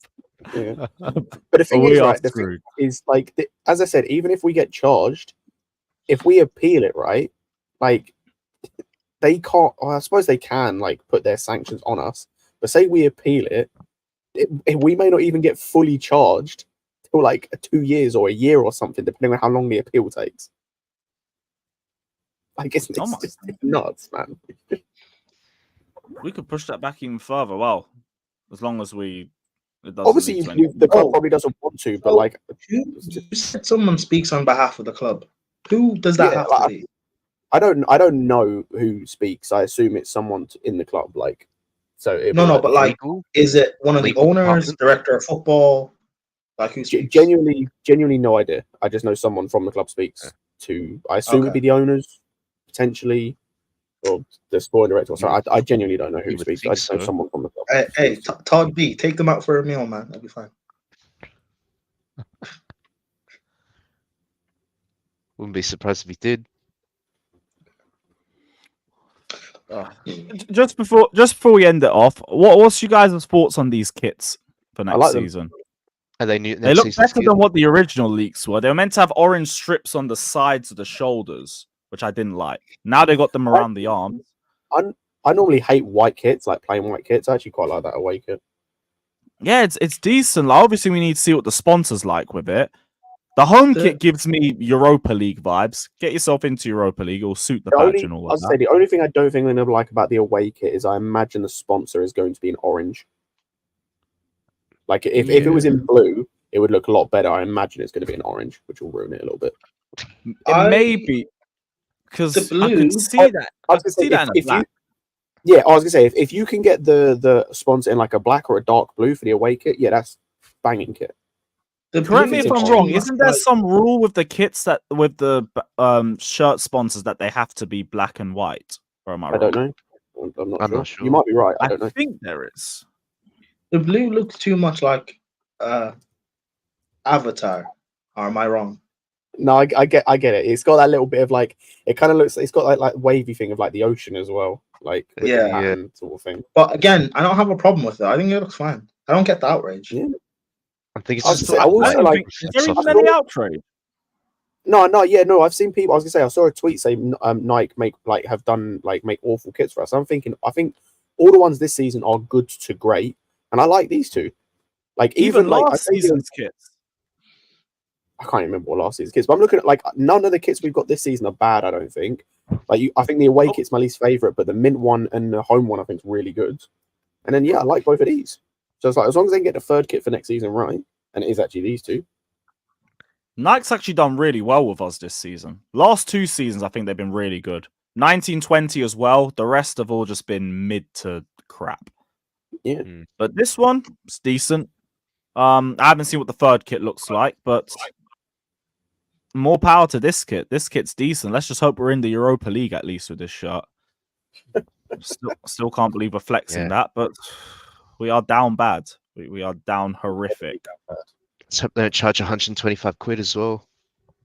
Yeah, well, what a segue, because you can get that for just 50 quid on Jerseys FC. Use the code CarefreeLewisG at checkout for an extra 10 quid off. Big up, my guys. And of course, as soon as the kits are out, we're doing giveaways. As you. Hey, Sterling, Gallagher, you're not going to be there next season, bro. I mean, Sterling, he might. He might. I don't mind keeping Sterling. Just Gallagher has to go. Yeah, you know what? We'll deal with the most realistic transfer first, I guess, because we're not getting anything else. Not getting anything else. But yeah, guys, it's been an unbelievable stream. It's been fucking ridiculous. It's great to be back. We'll be back again tomorrow. Who am I redirecting to just before we leave? Big Six Bands are actually going to go live at 7. I'm going to be on there. Say less. We'll redirect there. Perfect. All right, cool.